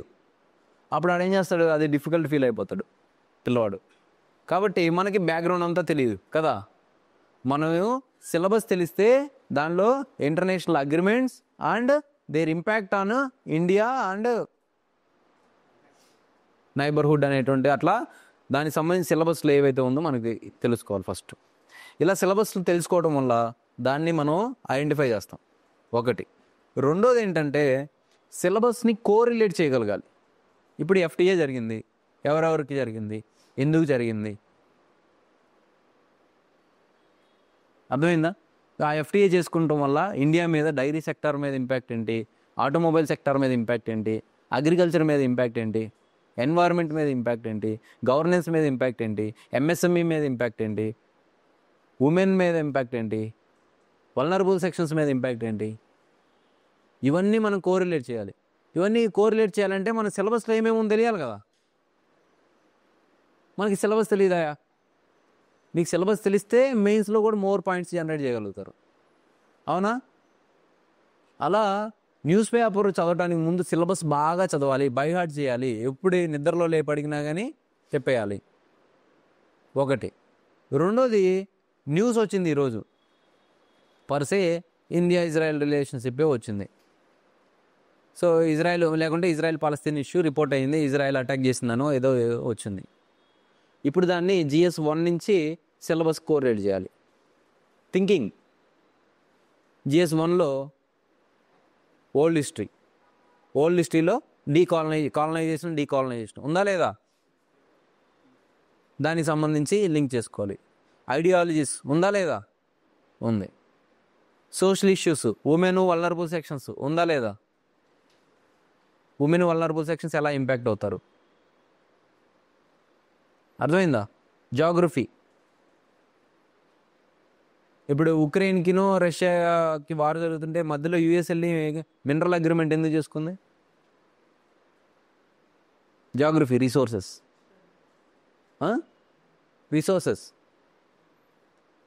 వెస్ట్ బ్యాంకు, గాజా, ఇవన్నీ వాటికి సంబంధించిన జాగ్రఫీ, అక్కడ ఉన్నటువంటి కండిషన్స్. నెక్స్ట్ పేపర్ 2కి వచ్చారు, ఇంటర్నేషనల్ రిలేషన్స్. పేపర్ 2లో కంపారిజన్ ఆఫ్ కాన్స్టిట్యూషన్స్ ఉంటుంది. ఇజ్రాయెల్ కాన్స్టిట్యూషన్, మన కాన్స్టిట్యూషను, అక్కడ ఎందుకు క్విక్ డెసిషన్ తీసుకున్నారు, ఇక్కడ ఎందుకు డిలేడ్ డెసిషన్ తీసుకుంటున్నారు.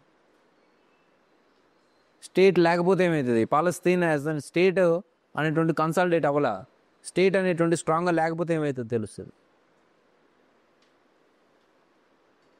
అండ్ గవర్నెన్స్ మోడల్స్, పేపర్ 2లో గవర్నెన్స్ ఉంది. ఇజ్రాయిల్లో గవర్నెన్స్ ఏంటి, పాలస్తీన్లో గవర్నెన్స్ ఏంటి, state actors, non state actors governance. ఇప్పుడు మనం యెమెన్లో నిమిషప్రియా కేసులో మనం ఎందుకు ఎఫెక్టివ్గా డిప్లొమసీ చేయలేకపోతున్నాం అంటే స్టేట్ లేదు, స్టేట్ డజంట్ ఎగ్జిస్ట్. ఆ స్టేట్ లేదు కాబట్టి నాన్ స్టేట్ యాక్టర్స్ గవర్నెన్స్లో ఉంది కాబట్టి మన ప్రాబ్లం అయింది. India being a responsible state, non state యాక్టర్స్తో మనం డీల్ చేయాలా లేదా, ఎథికల్గా డైలమా, అవునా కాదా? Nimisha Priya is Indian citizen. ఇప్పుడు ఆమెను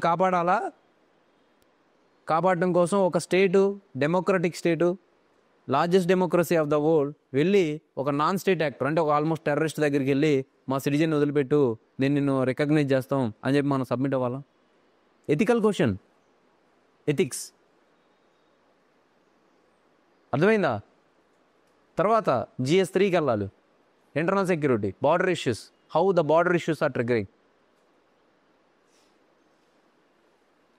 ఇజ్రాయెల్ పాలస్తీన్లో డ్రోన్స్ యూజ్ చేశారు, మన దగ్గర కూడా డ్రోన్స్ యూజ్ చేసి అటాక్ చేస్తున్నారు. లోన్ వుల్ఫ్ అటాక్స్ చేస్తున్నారు ఇజ్రాయెల్లో, అది చేయడం వల్లే కదా వీళ్ళు నౌ లోన్ వుల్ఫ్ అటాక్స్ జరుగుతున్నాయి. పాల్గామ్లో జరిగాయి టెర్రర్ అటాక్స్, చిన్న టెర్రర్ అటాక్స్ చేయటం, పెద్ద ప్యానిక్ క్రియేట్ చేయటం. అక్కడ వాళ్ళకి 2-3 వస్తారు, పెద్ద అటాక్ చేసేస్తారు, సెన్సేషన్ చేస్తారు. డ్రోన్స్ యూజ్ చేస్తున్నారు, అక్కడ ఏంటి ఐరన్ డోమ్ యూజ్ చేశారు, ఇక్కడ మనం ఏం యూజ్ చేసాం, S-400. అండ్ రేపు క్వశ్చన్ వస్తుంది, India has to adapt improve its global border infrastructure adapting latest technologies across the world అంటారు. అప్పుడు చెప్పొచ్చు మనం ఐరన్ డోమ్ లాంటివి తెచ్చుకోవాలి, అక్కడ ఎట్లా అయింది ఇట్లా అయింది. అండ్ శాంక్షన్స్, ఇజ్రాయెల్ మీద కొన్ని కంట్రీస్ శాంక్షన్స్ విధిస్తున్నాయి. Sanctions WTO, IMF, world bank, UNO. అక్కడ హ్యుమానిటేరియన్ క్రైసిస్ జరుగుతుంది. హ్యుమానిటేరియన్ క్రైసిస్ జరిగితే ఏం చేయాలి? International relations.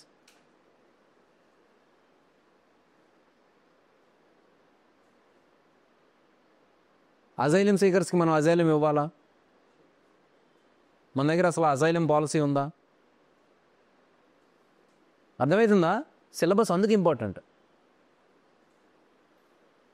అలా మీరు ఒక న్యూస్ని చూసి ఇంటర్లింకింగ్ చేయాలి. అలా ఒక 2-3 months చేయండి. చేస్తే మీకు ఏమవుతుందంటే, మీరు ఆ న్యూస్ ఇప్పుడు ఇక 25లో చదివారు, మీకు ఇదంతా తెలియదు. మీరేం చేస్తారు, ఒక బుక్ పెట్టుకోండి. బుక్ పెట్టుకొని సో పలానా FTA జరిగింది between India and so states జరిగింది కదా, అది రోజు అట్లా ఒక A4 షీట్లో ఒక మెయిన్ పాయింట్స్ రాసుకోండి. రాసుకున్న తర్వాత మంత్లీ మ్యాగజైన్ ఒకటి పికప్ చేసుకోండి. ఆ మంత్లీ మ్యాగజైన్ వాళ్ళ పని ఏంది, దీదేంది, దాని బ్యాక్గ్రౌండ్ ఏంది అంతా ఇస్తారు డీటెయిల్గా. మీరు ఆల్రెడీ ఫస్ట్ హ్యాండ్లో చదువున్నారు కదా డైరెక్ట్ న్యూస్, అప్పుడు దాని ఇంకా మీకు మైండ్లోకి వెళ్ళిపోతుంది. అదే మీరు అసలు ఏం చదవకుండా డైరెక్ట్ మ్యాగజైన్ చదివారు అనుకోండి, అది ఏందిరా ఇది ఏంది అని చెప్పి మొత్తం ఇన్ఫర్మేషన్ ఓవర్లోడ్ ఫీల్ అవుతారు. అదే మీరు న్యూస్ పేపర్ చదివి దాన్ని పాయింట్ చేసుకుని దీనికి వెళ్ళారనుకో, క్యూరియాసిటీ ట్రిగ్గర్ అవుతుంది. అర్థమైందా? క్యూరియాసిటీ ట్రిగ్గర్ అవుతుంది. అలా న్యూస్ పేపర్ అనేటువంటి దాన్ని చదువుకుంటూ దాన్ని ఇంటర్లింకింగ్ చేస్తూ చేయాలి. ఇంటర్లింకింగ్ చేస్తూ ఒక 3 months చేసిన తర్వాత కుమార్ ఆశీర్వాద్ అని ఒక అతను టాపర్ ఉంటాడు. కుమార్ ఆశీర్వాద్ రాసుకోండి. కుమార్ ఆశీర్వాద్ అనే అతను ఇన్సైట్స్ ఆఫ్ ఇండియా అనే దాంట్లో ఒక ఎడిటోరియల్ రాశాడు, myths and mistakes of UPSC అని. దాంట్లో న్యూస్ పేపర్ యొక్క రెలవెన్స్ చెప్పుంటారు. కానీ అది ఇప్పుడు చదవద్దు. మీరు సిలబస్ నేర్చుకొని న్యూస్ పేపర్ చదివి దాన్ని ఇంటర్లింకింగ్ చేయడం కూడా మీరు బ్రెయిన్ స్టార్మింగ్ చేస్తూ నేర్చుకున్న తర్వాత మీకు ఏమవుతుందంటే, మీకు ఒక కెపాసిటీ బిల్డ్ అవుతుంది. ఏదైనా ఒక టాపిక్ తీసుకుంటే దాని గురించి GS 1, 2, 3, 4 అన్నింటిలో ఇంటర్లింకింగ్ చేసి 30 పాయింట్లు జనరేట్ చేసే కెపాసిటీ వచ్చి ఉంటుంది. అర్థమైందా? అలా ఆ కెపాసిటీ వచ్చినప్పుడు మీరు ఈ కుమార్ ఆశీర్వాద్ ఎడిటోరియల్ చదవండి.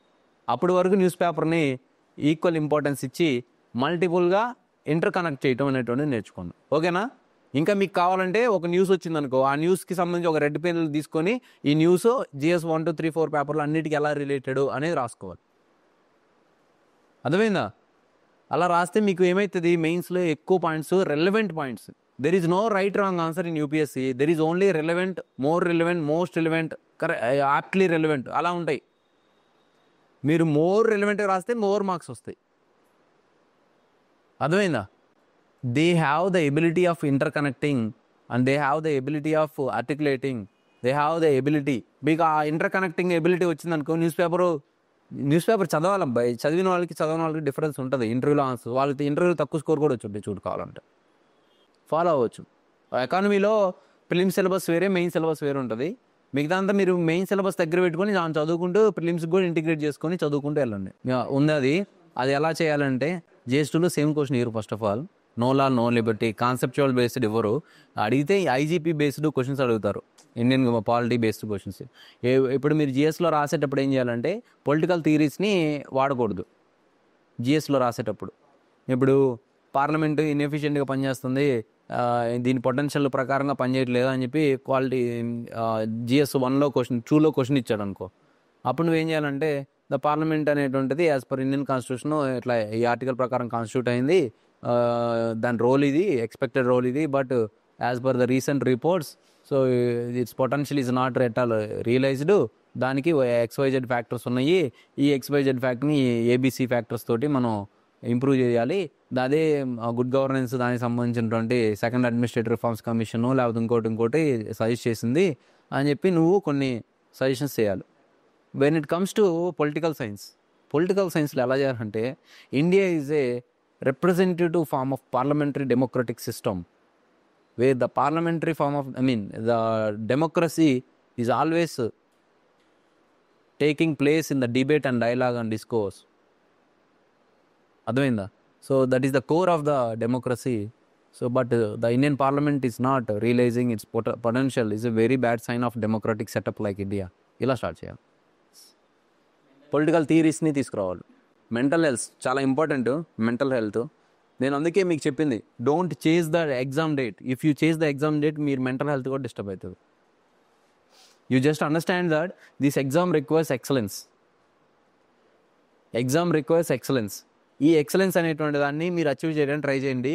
You will have the good dopamine. And first mental health బాగా కాపాడుకోవాలంటే ఆ మెంటల్గా ఇచ్చే ఫోన్ ఉంటుంది కదా, దాన్ని తీసి పక్కన పడేయండి. అంటిల్ అన్లెస్ మీకు ఇప్పుడు ఏదన్నా జాబ్ చేస్తున్నారో లేకపోతే ఇంకోటి ఏదో ఉంది ఎటువంటి అయితే తప్పించి. అర్థమైందా? So mental health is very important. ఒకటి, ఫోన్ తీసి పక్కన పడేయండి. రెండు, don't chase the exam, excellence, chase the excellence. అర్థమైందా? మీరు చదువుతున్నారు 3 hours సిన్సియర్. మీరు కావాలంటే యూ డూ వన్ ఎక్సర్సైజ్. ఒక వారం రోజులు ఫోను మీరు స్టడీ హాల్లో చదువుతున్నారు అనుకోండి, ఇంటికాడ పెట్టేసి వెళ్ళిపోండి. అసలు లేదు, ఫోన్ బంద్ చేసి రోజు 1 గంట మాత్రమే సాయంత్రం 7-8 అప్పుడు ఇంటికి ఫోన్ చేయాలి, అదొకటే పెట్టుకోండి. ఫోన్ ఆడ బంద్ చేసి పెట్టేసేయండి. Consciously you do that, you will see your productivity will rapidly boost, 10x అవుతుంది. మీ మెంటల్ క్లారిటీ కూడా చాలా పెరుగుతుంది, చాలా పీస్ఫుల్గా ఉంటారు. ఒకటి. రెండోది, చేజ్ ద ఎక్సలెన్స్. చెప్పా కదా, ఎక్సలెన్స్. ఈరోజు 4 గంటలు చదివారు, 4 గంటలు ఓన్లీ ప్రియాంబుల్ చాప్టర్ వరకే చదివారు, లేదా 1857 రివోల్ట్ వరకే చదివారు. అంతవరకే నేర్చుకోండి చాలు. ఆ రోజుకి నేను నేర్చుకున్నా, ఐ మేడ్ సిగ్నిఫికెంట్ ప్రోగ్రెస్ అని దాన్ని రివైజ్ చేసుకోండి. పక్కన ఫ్రెండ్కి చెప్పండి, చాలా హ్యాపీనెస్ ఉంటుంది. తర్వాత practise spirituality or gratitude. You know the what force, దేవుడు ఉన్నాడా లేడా అని తీసి పక్కన పెడితే, for our sake of mental well being. అర్థమైందా? సో ఇప్పుడు some massive force is there, you call it గ్రావిటేషనా లేకపోతే యూనివర్సా, you anything, you name it anything, something is there. అవునా కదా? కాబట్టి దాన్ని నువ్వు గ్రాటిట్యూడ్, పొద్దున్న లేసి నేను అసలు బతుకుతున్నందుకు, ఎటువంటి ఇబ్బంది లేకుండా ఇక్కడ ఉన్నందుకు, అన్నిటికీ నువ్వు you show the gratitude to the universe, if not the God. Gratitude చేయండి, నాకు ప్రతి దానికి కృతజ్ఞత. మూడోది ఏంటంటే most important thing, negative mind ఉన్నటువంటి ఇండివిజువల్స్ వాళ్ళు నెగిటివ్ ఎనర్జీని పల్స్ చేస్తూ ఉంటారు. ఇప్పుడు ఆ వైఫై ఉంది, ఇన్ఫర్మేషన్ పల్స్ చేస్తూ ఉంటుంది, ఇట్లా వదులుతూ ఉంటుంది వైఫై. నెగిటివ్ మైండ్ సెట్ ఉంటుంది, అరే ఇది అవుతుందా, ఇప్పటికి అవుతుందిరా బాబు అంటుంటారు. అసలు అట్లాంటి వాళ్ళ జోలికి వెళ్ళకండి. Never talk negativity, always you speak. ఇప్పుడు నేనేం చేసి, యూ స్పీక్ పాజిటివ్ థింగ్. ఏం చేస్తున్నా పాజిటివ్ థింగ్నే ఇచ్చేయి. నిన్న ఒకడు మోసం చేశాడు, ఓకే వాడు మోసం చేశాడు, వాడు మోసగారని నాకు చెప్పాడు రా, పాజిటివ్ చేశాడు, అట్లా అనుకో. You always imagine that you got it, the visualisation technique also. Yes నేను మెయిన్స్ రాస్తున్నా, ఎస్ నాకు ర్యాంక్ వస్తుంది. ఆ positive self talk is more important. Next thing, ఇంటికి పేరెంట్స్కి కనెక్ట్ అయ్యి మాట్లాడేది చేసుకోండి. ఈసారి ఇంటికి వెళ్ళినప్పుడు వాళ్ళ కాళ్ళకి దండం పెట్టుకోండి, then you will feel lot of positivity. మామూలుగా ఏదో కొత్తగా అనిపిస్తుంది, కానీ వెళ్ళి వాళ్ళ కాళ్ళకి దండం పెట్టుకొని చేస్తే చాలా బాగుంటుంది. That you feel very divine feeling. వాళ్ళు కాల్ చేసి మాట్లాడండి రెగ్యులర్గా. కాల్ చేసి మాట్లాడమన్నాం, మళ్ళీ ఫోన్ తీసి పక్కన పెట్టమన్నాం, ఏంది డబుల్ యాక్షన్ అనుకుంటున్నారా? కీప్యాడ్ ఫోన్ తీసుకోండి, కీప్యాడ్ ఫోన్. నిజం, ఫోన్ వల్ల చాలా డిస్ట్రాక్ట్ అవుతుంది, చాలా టైం వేస్ట్ అవుతుంది. మీరు నిన్న ఒక్కరోజు తీసుకున్నారు, లాస్ట్ 1 week చూడండి కావాలి ఫోన్ తీసి చూడండి. లాస్ట్ 1 weekలో అన్నీ ఎన్ని రోజులు వచ్చింది దానిలో వస్తుంది కదా, క్యాలిక్యులేట్ చేసి చూడండి. లాస్ట్ 1 weekలో మీరు ఒక 1 day కంప్లీట్గా ఎగిరిపోయి ఉంటుంది. You are living only, this is called digital farming. Food మీరే తింటారు మీ డబ్బులతోటి, అవునా? మీ బట్టలు మీరే వేసుకుంటారు, మీ హాస్టల్లో మీరే ఉంటారు, అవునా? ఫోన్కి ఛార్జింగ్ పెట్టేదానికి పవర్ బిల్లు మందే, ఫోన్ ఎవరిది, ఫోన్ డబ్బులు మనయే, రీఛార్జ్ మందే, టైము మందే, దానివల్ల వచ్చే నెగిటివ్ ఇంపాక్ట్ బుర్రకి అది ఆ ఇబ్బంది మందే. కానీ డబ్బులు మాత్రం ఫేస్బుక్, యూట్యూబ్, ఇన్స్టాగ్రామ్ వాళ్ళకి వెళ్తాయి. అర్థమైందా? It is called digital farming. ఇప్పుడు తర్వాత ర్యాంక్ వచ్చిన తర్వాత there is no other option. ఖచ్చితంగా ఫోన్ ఉండాల్సిందే. You will get mails, you will get contacts, you will get batch mates, everything. అర్థమైందా? కాబట్టి అలా ఫోన్ అనేటువంటి దాన్ని తీసి పక్కన పడేసి ప్రిపరేషన్ స్టేజ్లో అసలు ఫోన్ అవసరం లేదు. కీప్యాడ్ ఫోన్ తీసుకోండి. నా ఫోన్ సైలెంట్లో పెట్టి అది ఎక్కడో ఇట్లా ర్యాండమ్గా ఇట్లా ఇసిరేసేవాడిని రూమ్లో. ఆ యాడో పడుతుంది. సో మళ్ళీ వారానికి ఏం చేస్తే మా నాయన ఫోన్ చేసి నేను ఉన్నాను అనుకున్నావా, చచ్చిపోయాను అనుకున్నావా అనేది. అలా ఆ మాన్స్టర్ రీడింగ్ చేశాను నేను. ఫస్ట్ 2018 ఆగస్టు 17 నుంచి నేను ఇంటర్వ్యూ ఇచ్చే వరకు. నాకు ఇంటర్వ్యూకి వెళ్ళిన తర్వాత మా ఫ్రెండ్ వీడు ప్రశాంతంగా ఉండకూడదని ఒక గిఫ్ట్ తీసిచ్చాడు. ఇంకా అప్పటి నుంచి నా ప్రొడక్టివిటీ అంతా తగ్గుతూ వస్తుంది. ఆ ఫోన్ తీసుకెళ్ళడం ఎక్కడ ఇట్లా స్టడీ హాల్లో లేదా ఇంకోటో ఫ్రెండ్ వాళ్ళ ఇంట్లో పెట్టి లాగేసి ఆ లాక్ నా జేబులో పెట్టుకొని రావటం. ఒకసారి అయితే ఫోన్కి ఏం చేశాను, పాస్వర్డ్ పెట్టా. ఆ పాస్వర్డ్ ఏం పాస్వర్డ్ తెలుసా? ఏదో బిస్కెట్ పేపర్ ఉంది కదా, ఆ బిస్కెట్ దాని వెనకాల బార్ కోడ్ వస్తుంది కదా, ఆ బార్ కోడ్ అది 11, 12 నెంబర్లో ఉంది, ఏబీసీలతో కలిపి. పెట్టేసా. ఇంక ఫోన్ అవుతుందంటే రాట్లా. పోయిందిలే ఫస్ట్ 4 రోజులు అట్లా. తర్వాత అంతా పోయింది. ఆ బిస్కెట్ పేపర్లే మళ్ళీ మొత్తం ఫోన్ అంతా రీబూట్ చేసి మొత్తం తీసి చేసా. After my mains 23 mains. That much addictive it is. అర్థమైందా? ఒకటి, పేరెంట్స్ కనెక్ట్ అయ్యి ఉండు, gratitude and divine spirituality connect అయ్యి ఉండు, ఫోన్ తీసి పక్కన పడేసి chase the excellence not the exam. ఇవన్నీ చేస్తే మెంటల్ హెల్త్ చాలా బాగుంటుంది. నెగిటివ్ పీపుల్ని అవాయిడ్ చేసి. అర్థమైందా? ఇంకోటి, నువ్వు చేస్తున్న పని ప్రోగ్రెస్ మీ ఇంటి పక్కన వాళ్ళకి, బంధువులకి చెప్పకు. అర్థమైందా? అది నెక్స్ట్. లేదు గర్ల్ ఫ్రెండ్ ఉంటే గర్ల్ ఫ్రెండ్ వదిలి. ఎంత అమౌంట్? నాకైతే 14 లక్షలు అప్పు అయింది basically. I have to frankly agree. So నేనేం చేస్తానంటే ట్రేడ్ ఆఫ్ చూసుకుంటా బేసికల్లీ. Trade of. అప్పుడు నేను కోర్సులు 2 కోర్సులు, 2 టెస్ట్ సిరీస్లు ఏ పడితే అవి ఖచ్చితంగా జాయిన్ అయిపోతాయి. ఎందుకనంటే డబ్బులు పోతే వస్తాయి కానీ నా టైం రాదు. అవునా? సో అట్లా 14 లక్షలు అప్పు అయింది. ఇప్పుడు I'm going to get the salary of 1.8 lakh and all. ఒక 6 months కష్టపడితే అయిపోయా మొత్తం. అర్థమైందా? సో ఆ ధైర్యంతో నేను విచ్చలవిడిగా తీసుకున్నాను లోన్స్ అంటే బ్యాంక్ నుంచి కాదు, ఫ్రెండ్స్ నుంచి.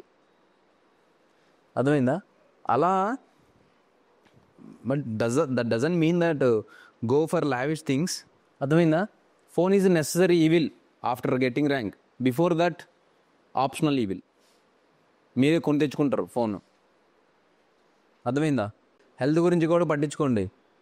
నాకైతే ఫస్ట్ ఇయర్ హెయిర్ ఫాల్ అయిపోయింది మొత్తం.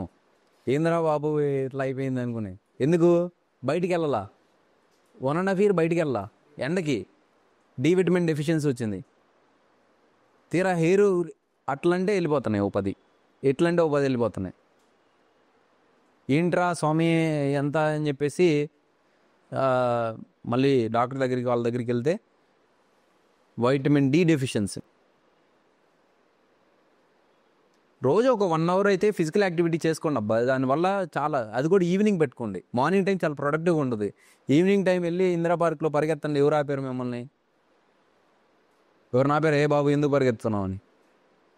ఇట్స్ ఆల్ అబౌట్ మన టైం మనం మేనేజ్ చేసుకోవడం. పోయి పరిగెత్తే ఇంటికి రాగానే ఒక 2 hours చదువుకోగానే నిద్ర వచ్చేస్తే you go to deep sleep. At 10 o'clock నిద్రపోండి. 4:30కి లేవండి, చదువుకోండి. 4 నుంచి 9 వరకు ఒక స్లాట్ చదువుకోండి.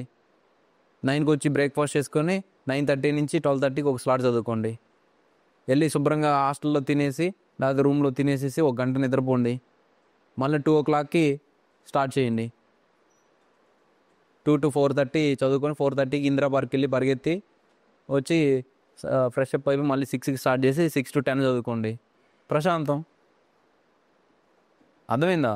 అందుకే అంటుంది don't chase the exam. If you chase the exam then these all thing will be compromised and learning కూడా రాదు.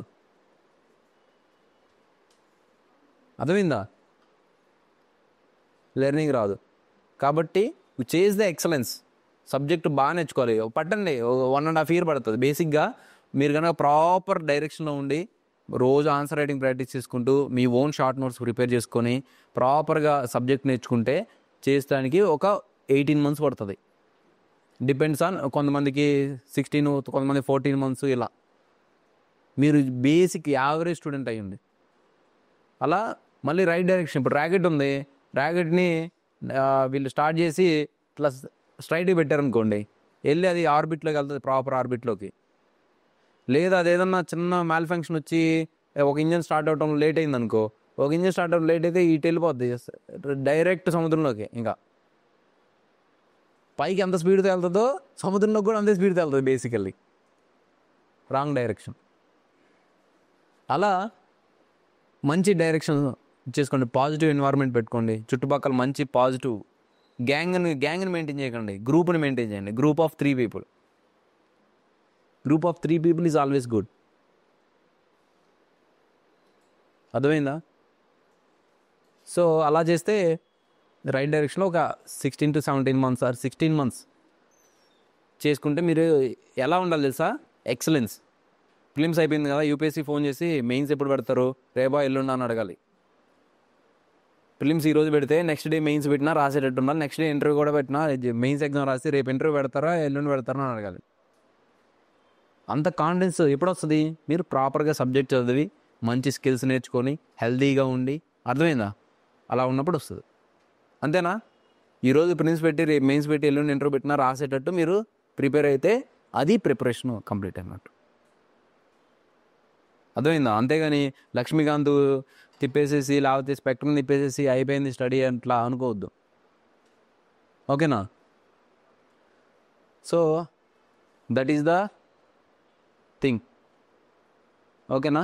SA is a skill. చెప్పే కదా, స్కిల్. మీరు ఆన్సర్స్ రోజు రాస్తారు. ఎస్ఏ మీరు ఏం చేస్తారంటే ఒక ప్లాన్ చేయండి. It will help you for answer writing also. News paper చదువుతారు కదా, న్యూస్ పేపర్ చదివిన తర్వాత ఎడిటోరియల్ పేజ్ ఉంటుందా, ఒక ఎడిటోరియల్ పేజ్ చదవండి. ఎడిటోరియల్ చదివి దాన్ని పక్కన పడేసి దాన్ని మీద మీ ఒపీనియన్ని ఒక A4 sheet తీసుకోండి. A4 sheet ఒక నోట్స్ పెట్టుకొని ఒక A4 sheetలో ఫ్రంట్ బ్యాక్ పారాగ్రాఫ్ వైజ్ రాయండి. అర్థమైందా? అలా రోజు ఎంత టైం పట్టిద్ది? 15-20 minutes పట్టిద్ది. దాన్ని రాయడం వల్ల మీకు ఎస్ఏ రైటింగ్ స్కిల్స్ కూడా ఇంప్రూవ్ అవుతాయి. కానీ ద ఓన్లీ థింగ్ ఈజ్ ఈరోజు వింటారు, రేపు మర్చిపోతారు, తర్వాత రోజు రేపు మోటివేట్ అవుతారు, రేపు బాగుంటుంది, ఎల్లుండి బాగుంటుంది, తర్వాత ఓకే నిద్రపోవటమో లేకపోతే ఇంకో పని రావటం అవుతుంది. Then procrastination. మిమ్మల్ని ఎవరు nobody ask you, nobody says you. అంతే కదా? సెల్ఫ్ మోటివేషన్ ఉండటం ద మోస్ట్ పవర్ఫుల్ థింగ్ ఏం తెలుసా? ఆటం బాంబు కాదు, అణుబాంబు కాదు, సెల్ఫ్ కంట్రోల్. సెల్ఫ్ కంట్రోల్ చాలా కష్టం. అర్థమైందా? సో అలా మీరు కనుక చేస్తే ఎస్ఏ గ్రాడ్యువల్లీ ఇంప్రూవ్ అవుతుంది. తర్వాత వన్స్ మీ సబ్జెక్ట్ అంతా అయిపోయిన తర్వాత ఒక 2-3 ఎస్ఏలు రాస్తే కొంచెం ఫీడ్బ్యాక్ ఆటోమేటిక్గా వస్తుంది. కానీ ఈ రోజు రాయాలా. Consistency is more important. ఓకేనా? So let's wind up.